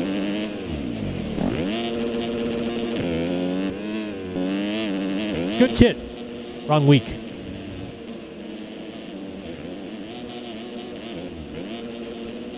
I agree, Cody B. World. Jay-Z does need to run his full name. We're all in agreement here. I'll start a kind of fun MX Bikes versus MX Sim debate here in chat, because I'm just curious of everyone's thoughts on this. Do people like that MX Bikes still lets people run gamer tags for like the professional race series? Race Factory mandated full names in 2012, so we were pretty quickly doing full names for these esport competitions, which for the most part, any racing esport competition is full names. iRacing, F1, they all use full names. So I think that's the idea that they're going for. But then you look at the flip side, and like more esports like CSGO, Fortnite, all that stuff use gamer tags. So which do we like? Because it's still gamer tags and bikes. It's full names in sim. That is a difference. So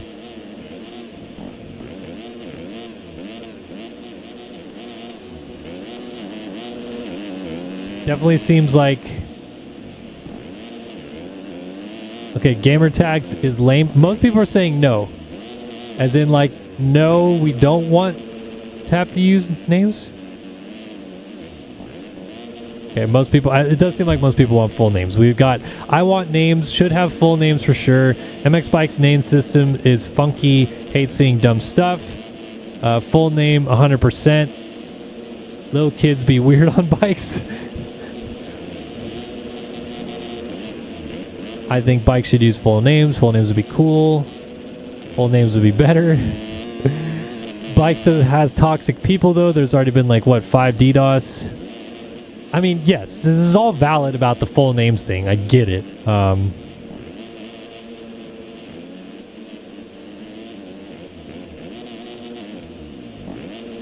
just go back to the argument I made like 3 years ago or something, and it was no disrespect to Mr. Weston Overturf, but I would have hated to, like, if in some level, because I wanted to go into broadcasting with Real TV, which still could happen.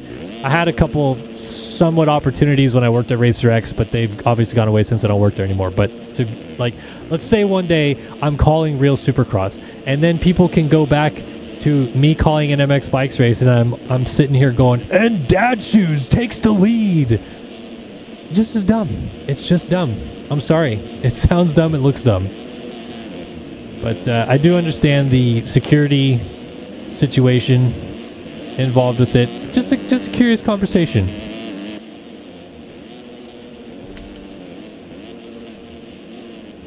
No, I do see YouTube chat. I just didn't know what everyone was saying no to. Now I see people saying use full names or make a fake name. Someone else said stripper names only. So we're kind of all over the place. What I appreciate about Mr. Jet Holyhead here is he incorporates both. We have White Drizzle. We also have Jet Holyhead. So you can do both. I would be okay with Weston quotations Dad Shoes Overturf.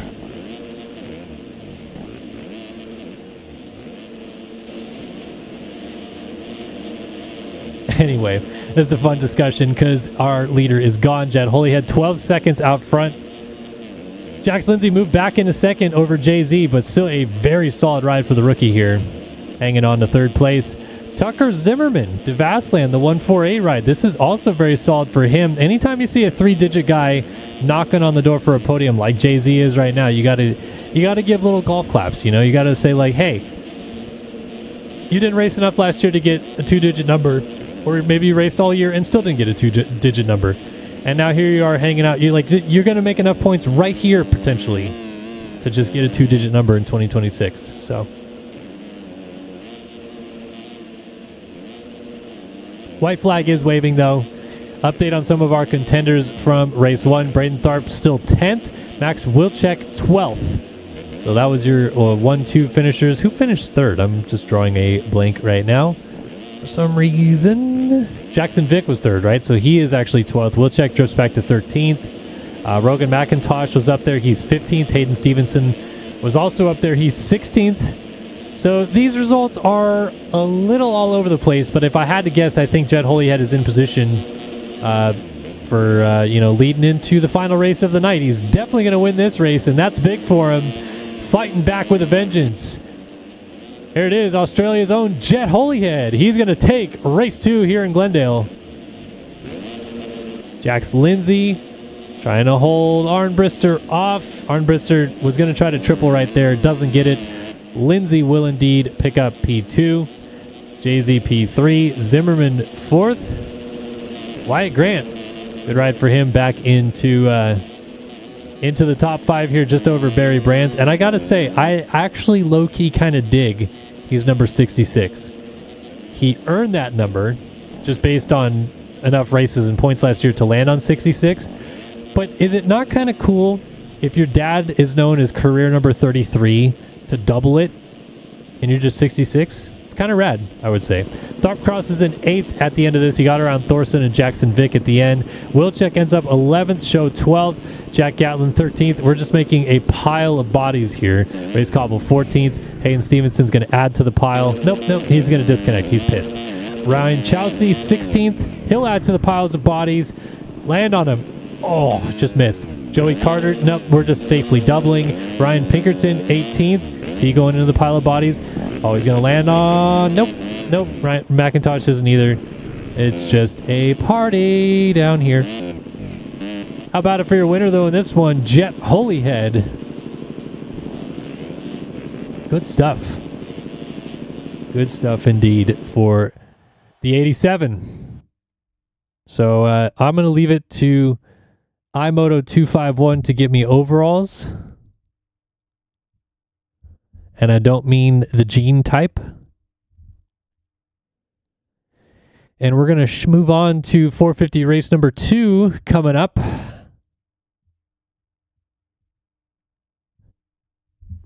All right.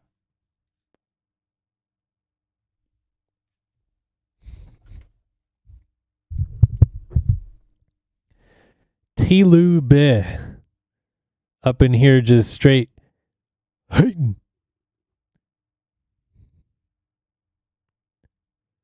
Yes, Wyatt Grant is Josh Grant's son. I don't try to hype that up that much because I want him to be his own person, but that is cool. Just thought the number thing was kind of interesting.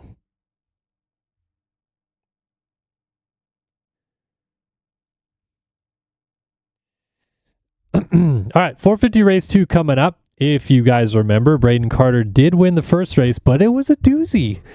We had Seth Shirley up there. Colby Eaglin picked up second. Seth Carr was fast, but went backwards. Hubbard finished fourth, I believe it was, if I remember correctly. And Luke Sullivan rounded out our top 5. We saw Leclerc not once, but I think he was about 8th. Okay. We got overalls rolling in from our 250 race, so let me go ahead and run that by you all fine people. You all fine people. Okay. Big shout out, by the way, Lane Burks, who's working on getting this done for me. So after Dose, 2 motos in the 250 class, Jax Lindsay on 8 points is in the lead by 3 over Tharp, who's on 11. Jet Holyhead is on 12. Jackson Vick is on 12. Max Wilczek is on 12. So 3 riders all tied for 3rd overall after one main event in the 250 class. That's fun. I like it. I love it. I want some more of it. All right, here we go. 450 race 2. We are ready to go and bring back the action. Cade Matherly way outside. Colby Eaglin way down the inside. Let's find someone more middle. How about Johnny Padani with the whole shot? Here we go. Race 2 in Glendale. Oh, Padani with a beaut. Rips the holy from the middle gates. Oh, actually gets plowed by Hubbard and they go down. And Jacob Hubbard gets the whole shot. But, silver lining, Jacob Hubbard. Braden Carter gets the whole shot. Silver lining is all the top boys are up here. Eaglin, Carr, Shirley right at the sharp end. Hey, Frank Jackson's up here. Balzer's got a good start. He's about 7th. So we like to see, can they run down the champ? Won the opening moto of the night. Back out front here in race 2 and got a bit of a gift. His teammate Hubbard shoving people out of the way in turn 1.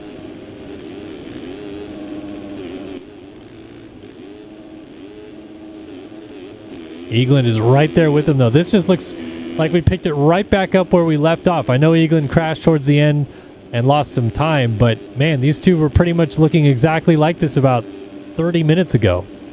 Nose to tail, but they were battling for the win right at the end of the race. Carter does get the quad. Eaglin has to go 3-4. Rips into the sand. He's flying to that outside. Carrying so much speed, and he's going to get up alongside Carter potentially. And Shirley's right there. Seth Carr's right there.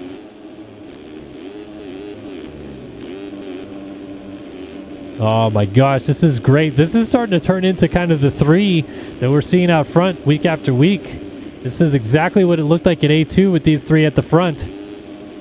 Oh, look at this run that Eaglin's going to have into the whoops. Doesn't go for it, though. He could Hail Mary those things if he wanted to, but he's playing it safe. And it's so fascinating that these 450s can actually use an alternate line than we see from the 250 boys. As Shirley launches out to flat, Eaglin pushes him and then gets into Seth Carr, and they're both going down. That sucks. I mean, Eaglin was fighting for a position right there. He does not want to let Shirley have it, but man, that sucks that we lose those 2 guys in the fight. John Heilman, Frank Jackson, Tyler Lang now inside of the top 5 as Holtze, Leclerc, Deering, Balzer, and Padani now round out the top 10. Carr picked it up in 11th. Shirley 13th as sideways for the lead. Carter off track, back on alongside Eaglin. Here's the split option. Carter seems to be faster, and yes, it is indeed. He maintains the race lead. They're both going to triple in. And both going to quad here. Carter short again, and he's off the bike. All right, now we got some action.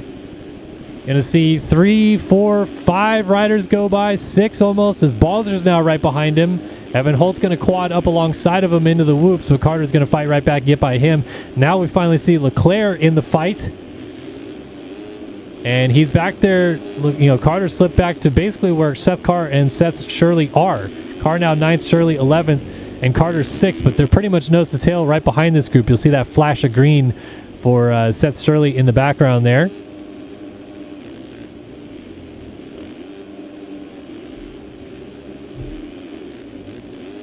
So Leclerc and Carter going at it.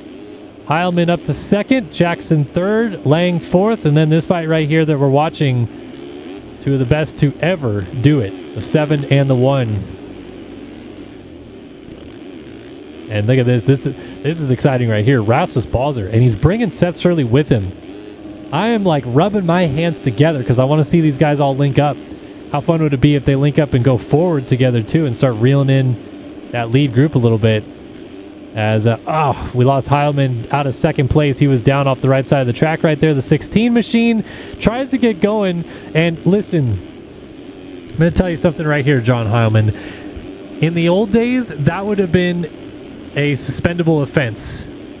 You're supposed to look at your mini map. It is not just like, I get up, I get position. No. You're supposed to look at your mini map, and even if you are on the track, that would still be considered a illegal track re-entry in the old days. They've loosened up at Race Factory, but I definitely remember getting a warning once for doing that, being on the track and getting up sideways and going right into the line. So maybe I'm one of those old man yells at cloud, but you kids don't know how good you have it. And if you're Logan Letzel, you're like, come on, bro. I'm just going for my line. You don't have to beeline back onto the track. Either way, Heilman goes from 2nd all the way back to 8th with that crash sequence. Leclerc versus Carter, and now they're closing up on T-Lang. It's 3 of our single-digit gentlemen. And looks like Frank Jackson just had a mistake. He's going to get passed by all these guys, and Seth Shirley too. Shirley launching overhead of him. Apparently Leclerc lagging so bad, that's why Carter's hanging back a little bit. Again, the problem that we have a little bit is there's some ping issues. It's not so much of a netcode thing. It's just that if you're in France playing on a US server, you'll have a little bit of frame lag, and it's tough to deal with sometimes, especially when the rider who has the ping issue is aggressive. But the beauty is in spectator mode, it's crisp as can be because JLV programmed a very, very nice replay system here that does some kind of like ping prediction a little bit. Gives about a 2-second leeway to it, and then we get to see an accurate representation of where every rider is and was on the racetrack without glitching.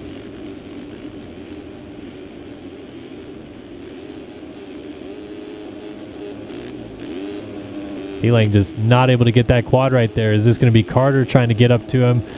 Carter and Leclerc both landing long right there. Leclerc, I thought, man, he was going to send it in on Lang. Bit deep. These 3 riders right here, though, is a fun one to watch. As Eaglin's now 6 seconds out front. We are past halfway of race 2. Lang sitting duck right here. Yep, going to get passed by Leclerc and Carter both. So Leclerc to 2nd, Carter to 3rd. Now it's Seth Shirley's turn to try to get up onto T-Lang. And Frank Jackson right there with him.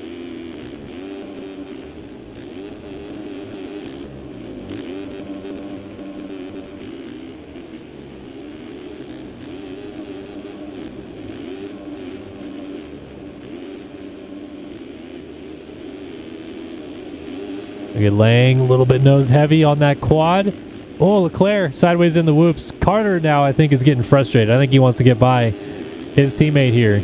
Side by side, Leclerc is just going to keep it going though. Let's see. Oh, a little short right there. That's his opportunity. Oh, Leclerc slams the door. They side by side coming down the straightaway. Oh, they're almost hitting as Carter lays a huge scrub over the finish line jumps off the track. They're both off the track. Leclerc almost goes through the front door and gets the spot back. Now Shirley, who got around Lang, is right on both of them as Eaglin continues to pull away, and now I think Carter's probably going to be a little bit pissed off. So I wouldn't be surprised if we see, even though they're teammates, a bit of an aggressive attempt here from the one coming up. And don't look now, Frank Jackson still right there. T-Lane just went down in the sand. Just picking it up now right there. Gonna lose 3 or 4 more positions. Sully went by, Seth Carr went by, Ash Deering went by. But the action is right here. Look at this, Carter. He's gonna try this inside again. But Leclerc is gonna quad to get back alongside and down the inside to stay in that position. Oh, Carter going for a ride. Look at the cut down out of the corner. Side by side again, and this time Leclerc can't do anything about it. Doesn't get all the way over, and Carter does. Look at Seth Shirley getting by Leclerc as well. He wants a piece of this. So now the fight for second between Carter and Shirley is going to hype up a little bit more. Leclerc is still right there, though. Don't count him out. Shirley not able to get the preferred quad in the middle there. Leclerc trying to fight back, but Shirley downsides that one like beautifully and gets the power back on.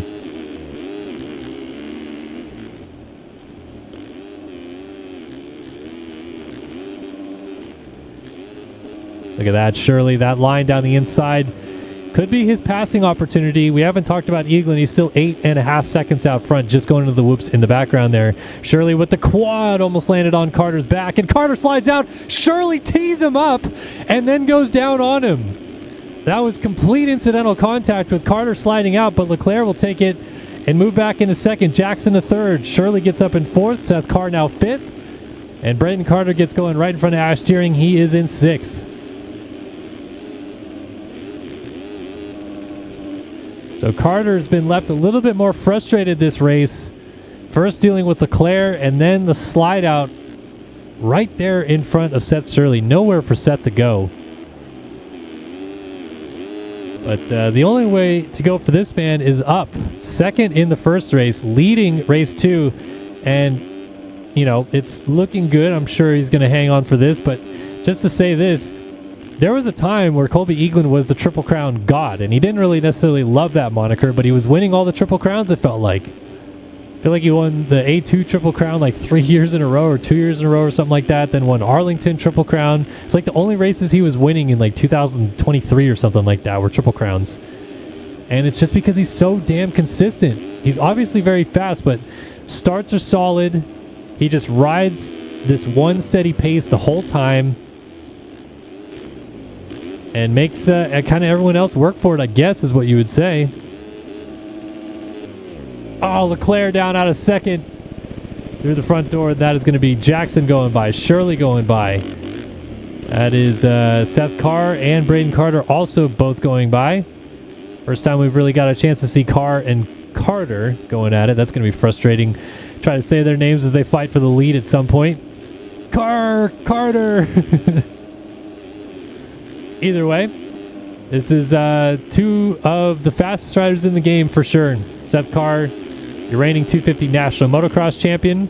Should have been 250 SMX champ too, in all fairness. Was so good in that series and then blew it at the last race. But finally seeing him full-time on a 450. He wins San Diego and has not been good otherwise. Now he's finally showing some promise here. Look at this, Carter's going to get... Nope, not the quad. I thought he was going to get it. And Frank Jackson is making Seth Shirley work for second place right here as well.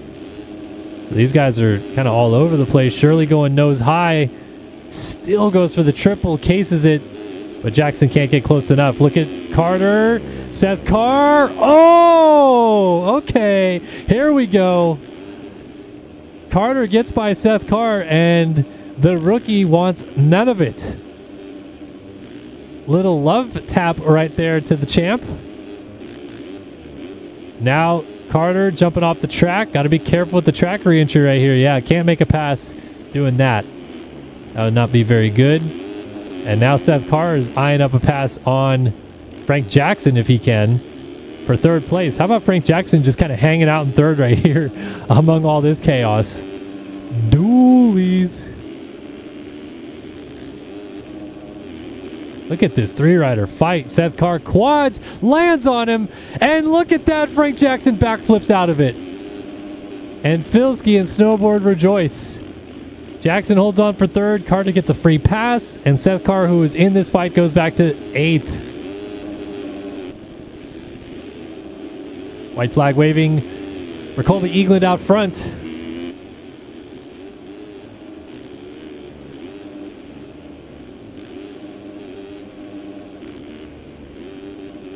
Is Carter going to get his teammate?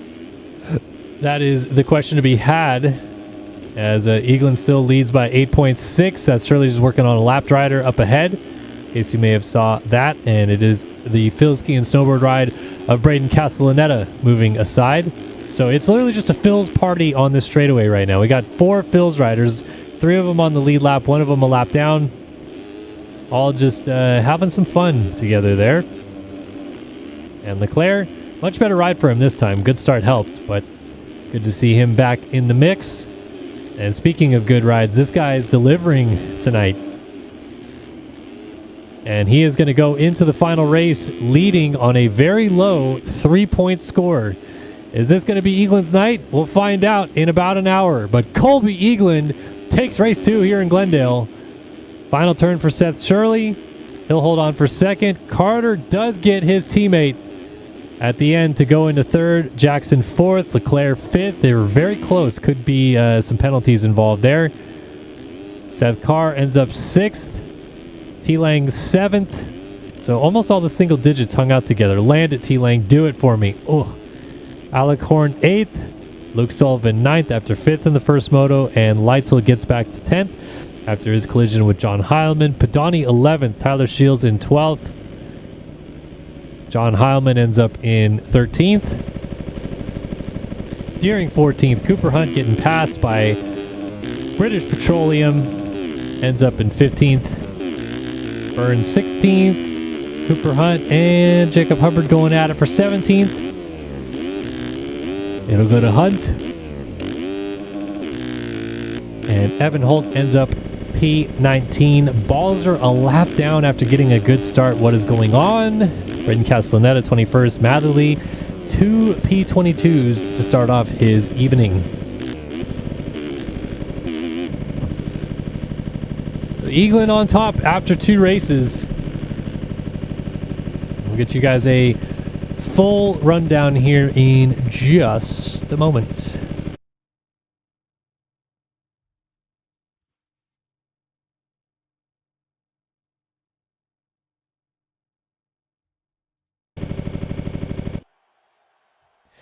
I will be right back. My daughter is yelling.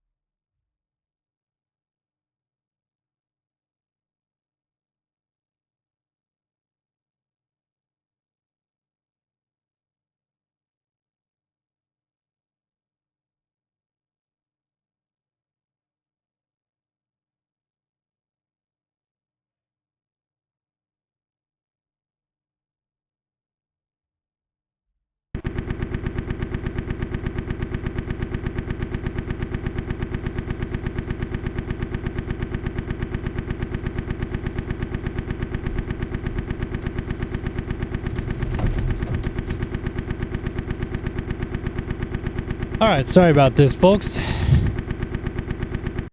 Oh, yeah. Trying to get one kid down, the other kid's awake way past their bedtime. If anything ever pulls me away from streaming these races, it's going to be kids. I'll tell you that much.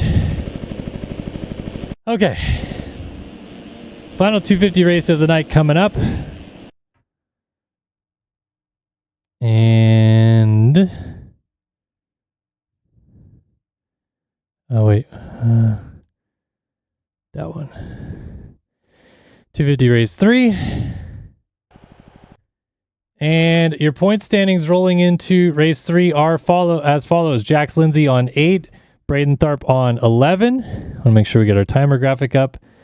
Jet Holyhead on 12. Jackson Vick on 12. Max Wilczek on 12. Barry Brands on 14. Jay-Z on 15. And then it goes back a little bit further. I think we're going to have live updates during this race. So shout out to iMoto for that. Here we go. Final race of the night. 250 race 3 from Glendale. We're off and running. And the guys I keep picking are getting great jumps. Wyatt Grant leads into turn 1. Pushes a couple guys out and tucks the front wheel. Jax Lindsay flies through the middle. RaceRectorGaming.com. Whole shot goes to the 71.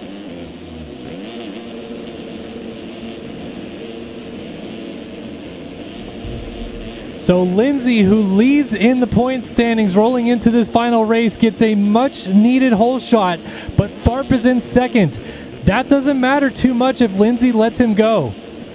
Honestly, might be the better choice here, because if Tharp wins and Lindsay gets second, Lindsay still wins this race. A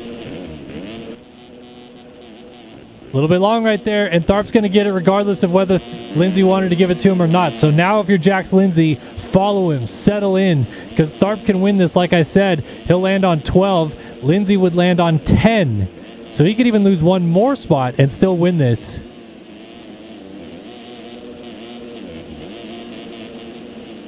And a big gap already established. Evan Vanderkoy is third, but he's 7 seconds back. Lindsay just made a mistake in that rhythm section. I mean, this is set up beautifully for the 71 right here. He just needs to ride his own race. He has got 6 seconds of daylight behind him. Then it's Evan Vanderkoy, Rogan McIntosh. Max Wilczek would be the next of the contenders. Jet Holyhead, I'm trying to see where Holyhead is. 15th. He's way back there. Jackson Vick, who is also factoring in, not even in the top 15. So this is Jax Lindsay's overall for the taking if he wants it, which honestly probably puts even more pressure on him now that he knows he's in the position. McIntosh down, brings a lot of people with him, including Wilczek. Wilczek gets hung up, and a lot of riders going by.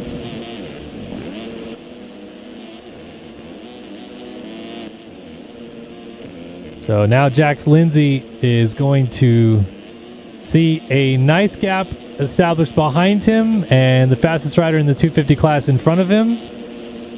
I mean, I guess this is a strat as well. If you try to straight up go race Tharp in this, like if you're like, well, I just want to go beat him, you're probably going fast enough to get away from everybody else anyway. But you're also running the risk of just straight up cartwheeling like that and making problems for yourself. Jax Lindsay is down out of second. Evmove is going to go by. Go as Thorson's going to go by. That will lose him the overall as it stands, going back to fourth. Tharp now sitting on 12. Jax Lindsay sitting on 12, but I believe it is your better third moto score if I am not mistaken. Someone might be able to correct me if they have the rulebook handy. And Wyatt Grant's trying to get around Jax Lindsay as well. Oh, goodness. Okay, thank you, iMoto. Better third moto score.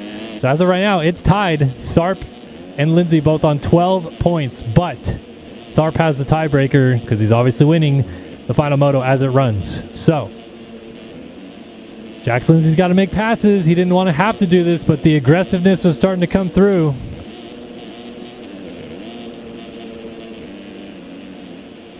Thorson and Evmove stand between he and some history. But also Wyatt Grant keeping him honest. Don't forget Cash Woods hanging out in 6th. He's very fast. Wilczek 7th. I think for Wilczek, he's hoping that he can corral enough good points together to get a podium in this one.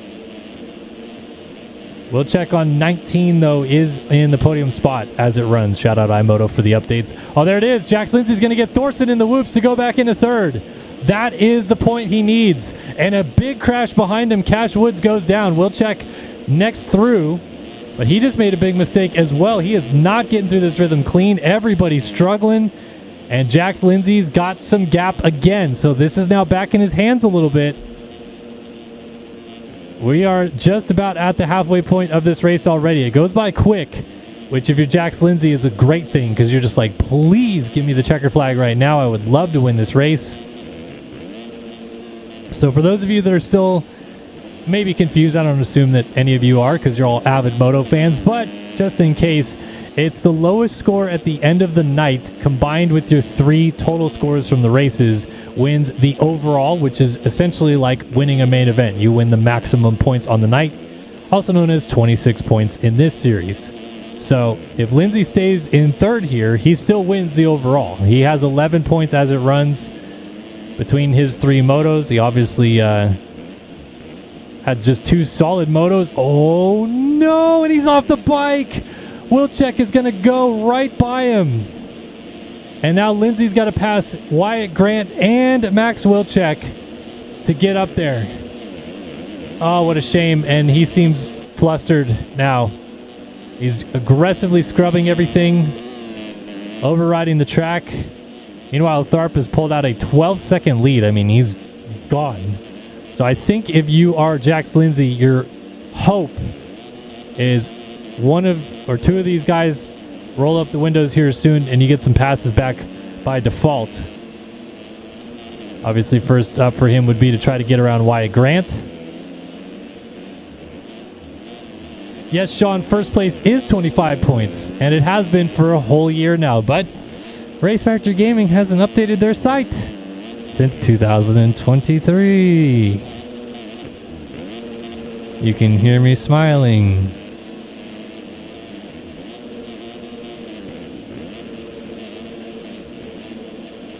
Oh, Wyatt Grant just made a mistake.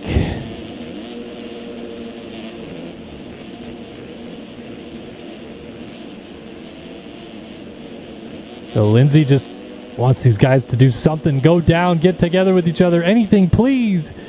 They're begging him.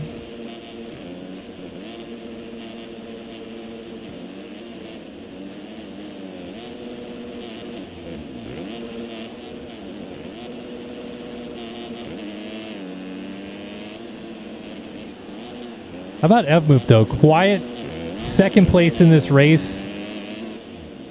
Would finish 11th overall with this, though. Shame that he's had a bad couple of races. Otherwise, this would be great. It's Tharp, Lindsay, Wilczek, the podium right now. Jackson Vick, 4th overall. Wyatt Grant, 5th overall as it runs. So if you're Wyatt Grant, you've got everything to fight for here.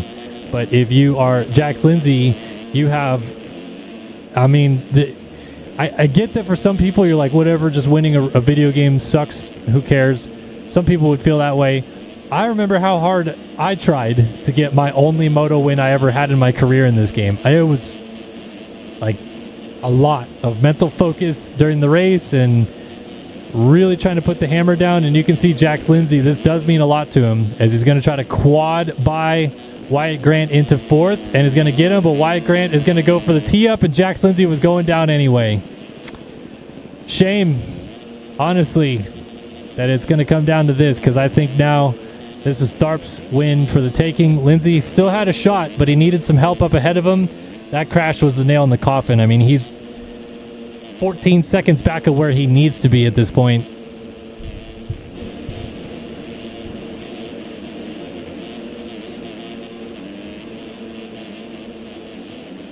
So it's all coming up Tharp once again. I mean, even so tonight wasn't really his best stuff, especially that second main event. An 8th place finish in that one, 3rd in the first main. But just to hang out, you know, be close, and then take advantage of it when you really need it. Go out and win this 3rd race. and win his third race in a row as well. This championship, we might be heading towards an early clinch at this rate. Only a 10 rounds championship. Obviously 3 East-West showdowns still to come that will turn the tides a little bit, but 4 rounds into a short 10-round championship, and Tharp is probably going to be about a race distance ahead of everybody after this performance here tonight. 1 minute left on the clock for Mr. Braden Tharp. Getting by some lap traffic there. That's the 41 machine. Getting back on the track, that is Tyler Shields? No, Tyler Show. Sorry. Getting them confused.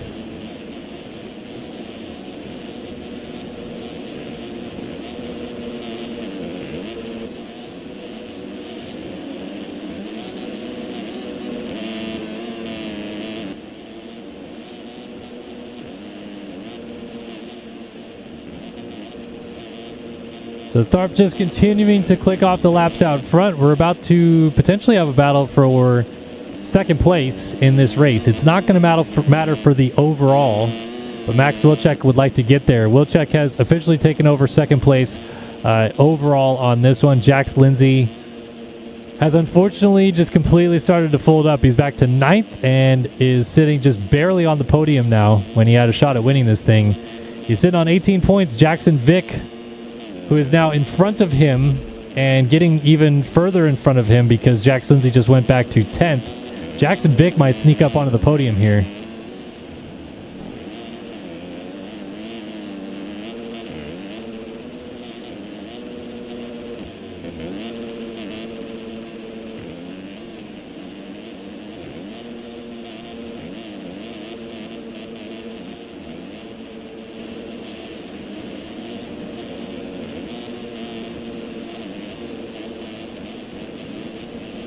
So here is your fight for second place. Coming down to it. White flag in the air for your race leader, Tharp.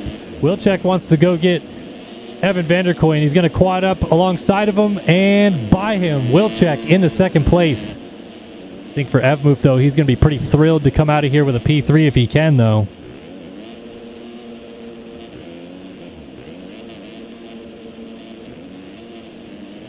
And yes, update from the chat.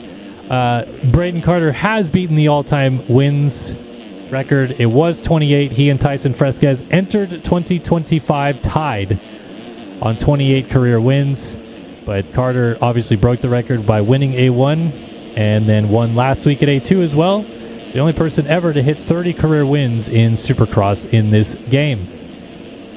So Braden Tharp, another week, another magic performance when he needed it to come through and win this third race.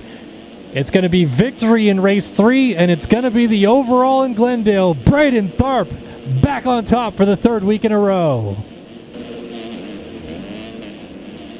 Max Wilczek will end up second overall as it stands, and it should stay that way. It will. Second overall, only 2 points back. I think he wishes he had race 2 back in this one. He had a shot for sure at winning this thing. Evan Vanderkoy ends up in third. Great ride for him. Cash Woods gets back to fourth. Caden Speck fifth. Jackson Vick was up to sixth and then went down. Where is Jax Lindsay now? Oh, he's down in front of the whoops. Here comes Race Cobble. And Lindsay's just desperately trying to hold on for a podium. So Jackson Vick does indeed cross the line in sixth. McIntosh, Wyatt Grant, Race Cobble, Jax Lindsay. Wow, puts Race Cobble down. That might have just saved him a podium spot right there. We'll have to see once everything is official, but he ends up 9th. Was second place in this race, and I just feel sad. He could have won this race. He really could have. Race Cobble, Jack Gatlin, Tucker Zimmerman. They're all plowing into the invisible wall. Jacob Arnbrister goes for the backflip. Ryan Chowsey, Barry Brands, Tom Quinault, Hayden Stevenson's frustrated, Tanner Thorson, Pinkerton Carter, Tyler Show. Got some unhappy people in this 250 class right now, but they all chased home this gentleman once again. The red plate holder, Braden Tharp, doing the damage in this 250 West Championship. And yes, Tyson Fresquez has been retired from the game. That's what we want to call it, since 2018. I have spoken to Tyson, though, of recent, and sounds like he's doing well. Actually, should reach back out to him again just to get his thoughts on Braden breaking the record.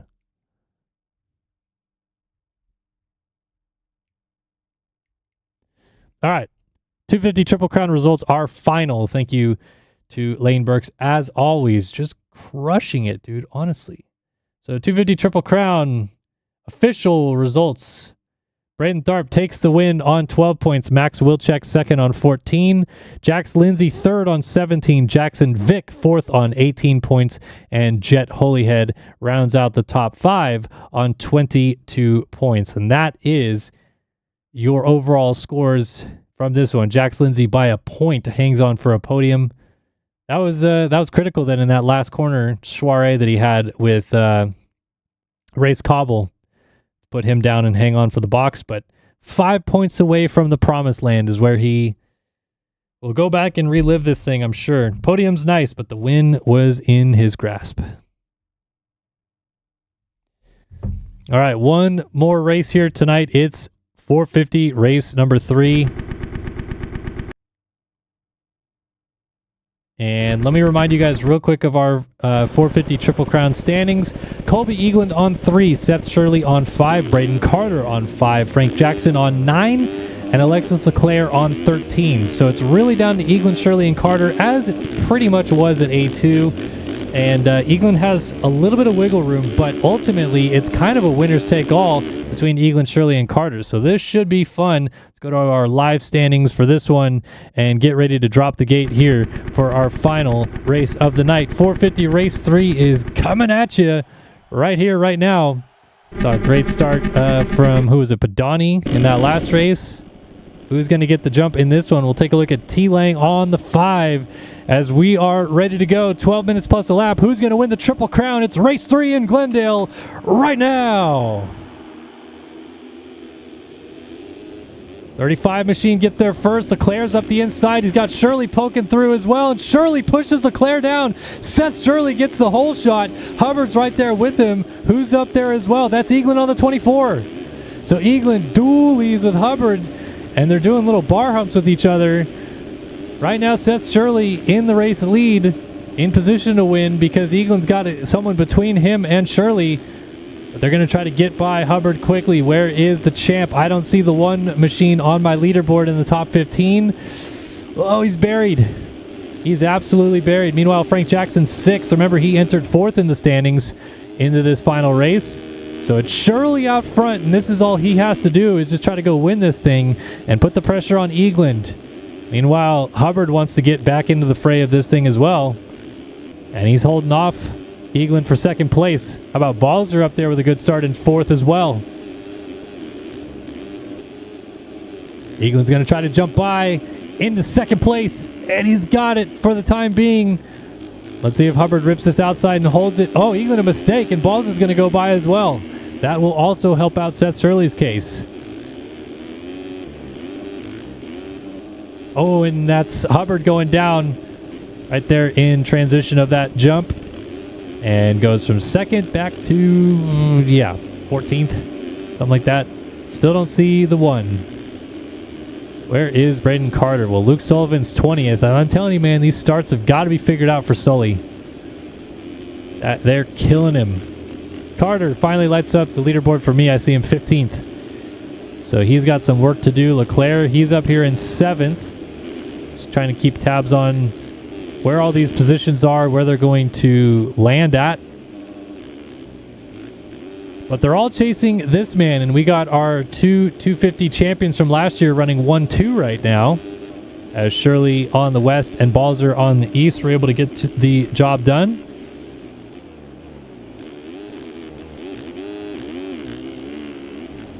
Well, Mr. Justin Starling, if you're able to hang out for another 10 minutes after this race, I can show you just how to do that, Sunshine.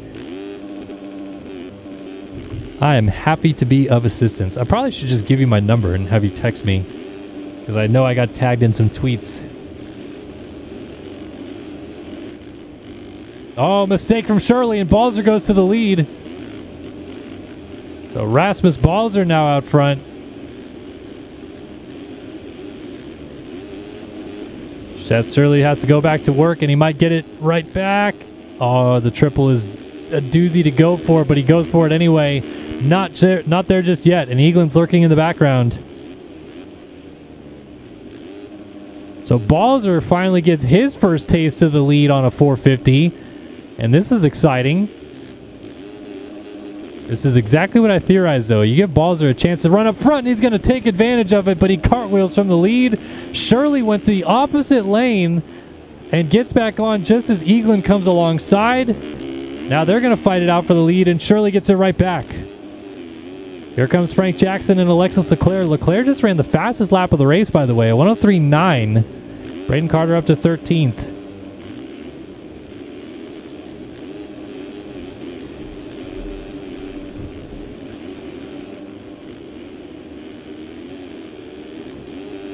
So this is an ideal situation right now, though, for Eaglin, because he doesn't need to pass Shirley. He's got a little bit of a gap behind him. But if these two keep laying down the hot laps like they have been, that obviously changes the complexion of this just a little bit in the final 8 minutes plus 1 lap.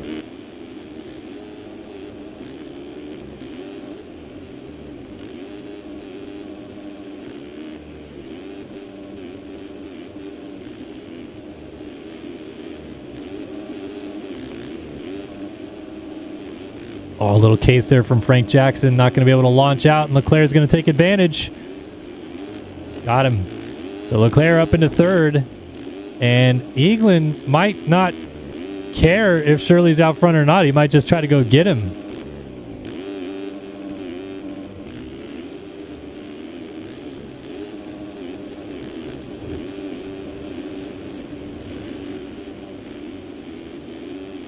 So Eaglin's trying to run down Seth Shirley for this race win, potentially.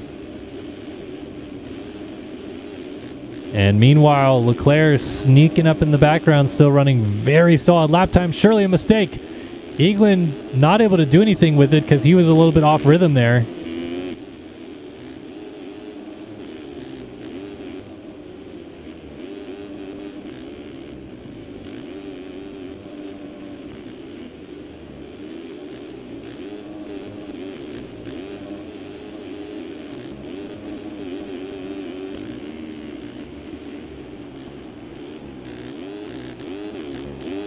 So as we go through the sand section, Shirley versus Eaglin still as close as it can be, with Leclerc lurching up into the background.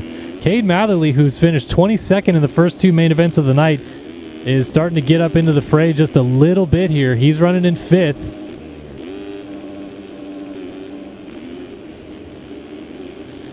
Rasmus Balzer slipped back behind him after his crash. And we're seeing Matherly starting to ride to his potential just a little bit here tonight. Top 3 rundown as it stands right now. Eaglin on 5, Seth Shirley on 6, Frank Jackson on 12. Braden Carter could factor into this, but he's got a nasty 13th on the board right now as it runs. If he can somehow dice his way forward and get up here, you never know. Oh, and he's going to get a couple passes right there. Oh, and he gives his teammate the business. So Carter goes up into 10th, just like that.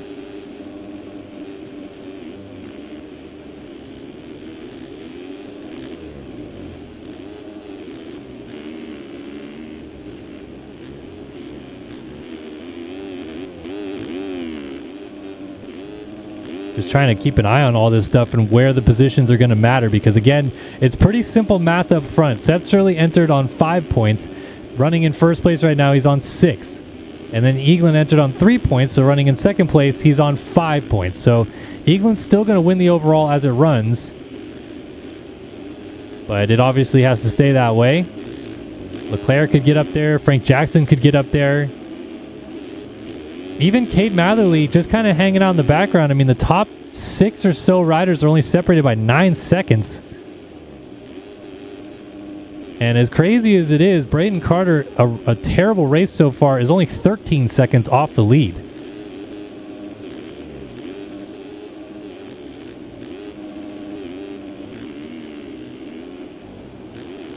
So it's kind of status quo right now. I feel like this is a weird middle ground of like waiting for stuff to happen.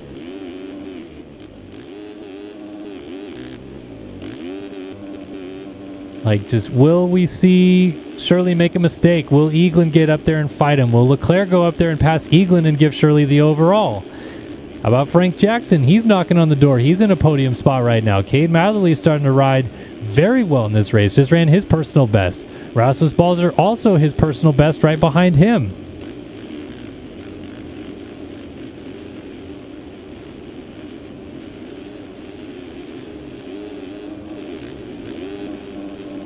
Oh, now Matherly makes a mistake. Balzer hits him and goes down. They both somehow stayed on the bike, and Hubbard sliding through almost got both of them. Here's Seth Carr on the 6 as well. And Carter was going to be right there with these guys, but he went down.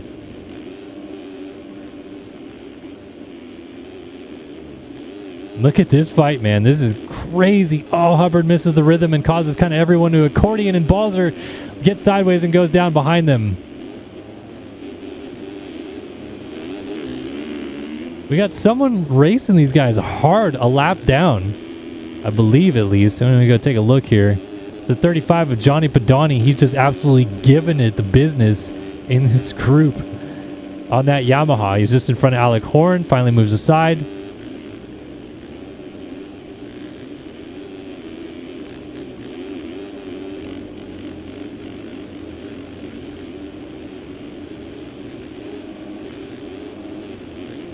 Over the table. Matherly again doesn't get the rhythm section, and here comes Seth Carr jumping down the inside on the 6. Nice pass for him to get into the top 5. Wait a minute. Shirley has given up the lead, and he's back behind Frank Jackson. Wow, he's only 3 seconds back, so he must have like had a slide out or something very minor, I feel like. Got to be careful re-entering the track from that off-track excursion.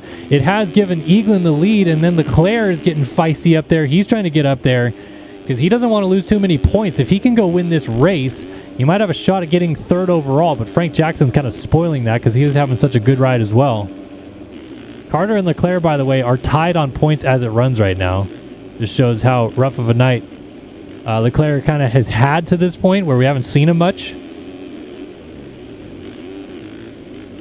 Look at Leclerc to the inside of the whoops. Thought about it. Backs out of the challenge. We're down to a minute and a half left. Shirley's got to get on his horse. Oh, Eaglin a mistake. Not going to get the triple, and Leclerc jumping to the race lead gets it done. Alexis Leclerc out front in 450 race 3. And that's one more point to the good for him. Eaglin back to 2nd. Obviously loses another point, but Seth Shirley sitting on 9. Eaglin on 5 is still very comfortable here. And Seth Carr just got around Shirley as well, so the Seths change positions. Braden Carter just ran the fastest lap of the race at a 102.445 in 8th. He is coming closer and closer to these battles. I hate it sometimes. I hate it. Oh my gosh. But this racing up here is so close. I mean, Eaglin is not out of the woods, and now he's got to deal with Frank Jackson.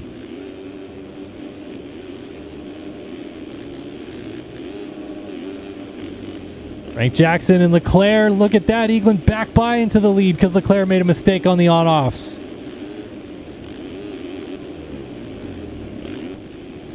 Quad triple back by to get by Eaglin again, and he's got it. And here comes the 28 of Frank Jackson. Look at this. This is not ideal for Eaglin at all because he's just trying to maintain points. You don't need to win this race to win the race, more or less.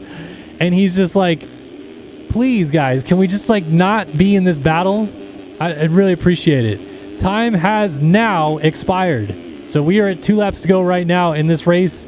Seems like it's just now getting good. Carter's only 7 seconds off the lead right now, people. He's just coming through the sand in the background. So if this gets chaotic up here, he still stands a chance a little bit as well. He's tied with Frank Jackson for 3rd overall. As Shirley slipped back behind Seth Carr. I just wonder if someone pulls the trigger and does something that puts Eaglin on the deck here, because I feel like Frank Jackson wants to get by him, but Jackson's trying to maintain his podium position. Meanwhile, Leclerc's 2 back of Jackson on the box. Here comes Seth Carr getting into the mix as well. He wants to pass Jackson. Jackson doesn't want that to happen. And then Carr misses the rhythm, and now Shirley's able to close back up. I can see Carter in the background. How has he gotten to this point? It's insane. Leclerc takes the white flag out front. So 1 lap to go for Leclerc. There's Eaglin. There's Jackson. There's Carr. There's Matherly. Shirley's gone down again, and there's Carter. So Shirley has fully gone backwards. He's now 7th. That is Leclerc down from the lead. Eaglin goes to the race lead now. Jackson 2nd. Carr 3rd. Matherly 4th. And Carter is rounding out the top 5. And Jackson might want to fancy getting Eaglin for this race win, which could help Carter. If somehow Eaglin goes down, Carter still has a shot at winning this overall. But Eaglin has to have a catastrophic moment with 2 corners to go. Through the whoops, clean. Look at Seth Carr right there on Frank Jackson. Who gets the rhythm clean? Eaglin is short. Doesn't go for it. Jackson does get the quad triple. He's going for it, trying to get Eaglin into the final corner, and he passes him to win this race. Frank Jackson wins race 3 by a nose. Eaglin gets the overall in Glendale. What a battle. Seth Carr gets 3rd, Matherly 4th, and Carter 5th. Carter got within 4.6 seconds of winning this race, and we saw him almost none of it. Leclerc ends up 6th, Carter ends up 5th, Matherly was 4th. Wow. And Shirley all the way back to 7th. You told me Seth Shirley was going to finish behind Carter in this race about 4 laps ago. I would have told you you're an idiot, and he somehow does. Hubbard 8th, Horn 9th, and T-Lang rounds out the top 10, but Frank Jackson steals a race victory away right at the flag. What a battle. Oh my goodness, that was fun. So it is going to be Colby Eaglin who gets the job done on the night. 5 points was his total. He goes 1-2-2 for the easy math. 5 points. Frank Jackson with that pass in the last corner gets 2nd overall. 10 points for him. And Braden Carter sneaks up onto the podium at the end of all this with a 5th place finish in this one. 10 points as well for him. Penalties are in. Confirms what we knew. And that's it. Shirley goes from maybe winning this thing to 4th. And Eaglin walks away with the dub. What a race. What a night.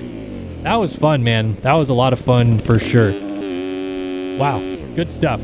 All right. Before we wrap this up, just really quickly, if Mr. Justin Starling is still here, I can walk him quickly through this. So let's go to the forums, and let's say we want to go to what's a good thing to download something quick, like this retro answer retro collection.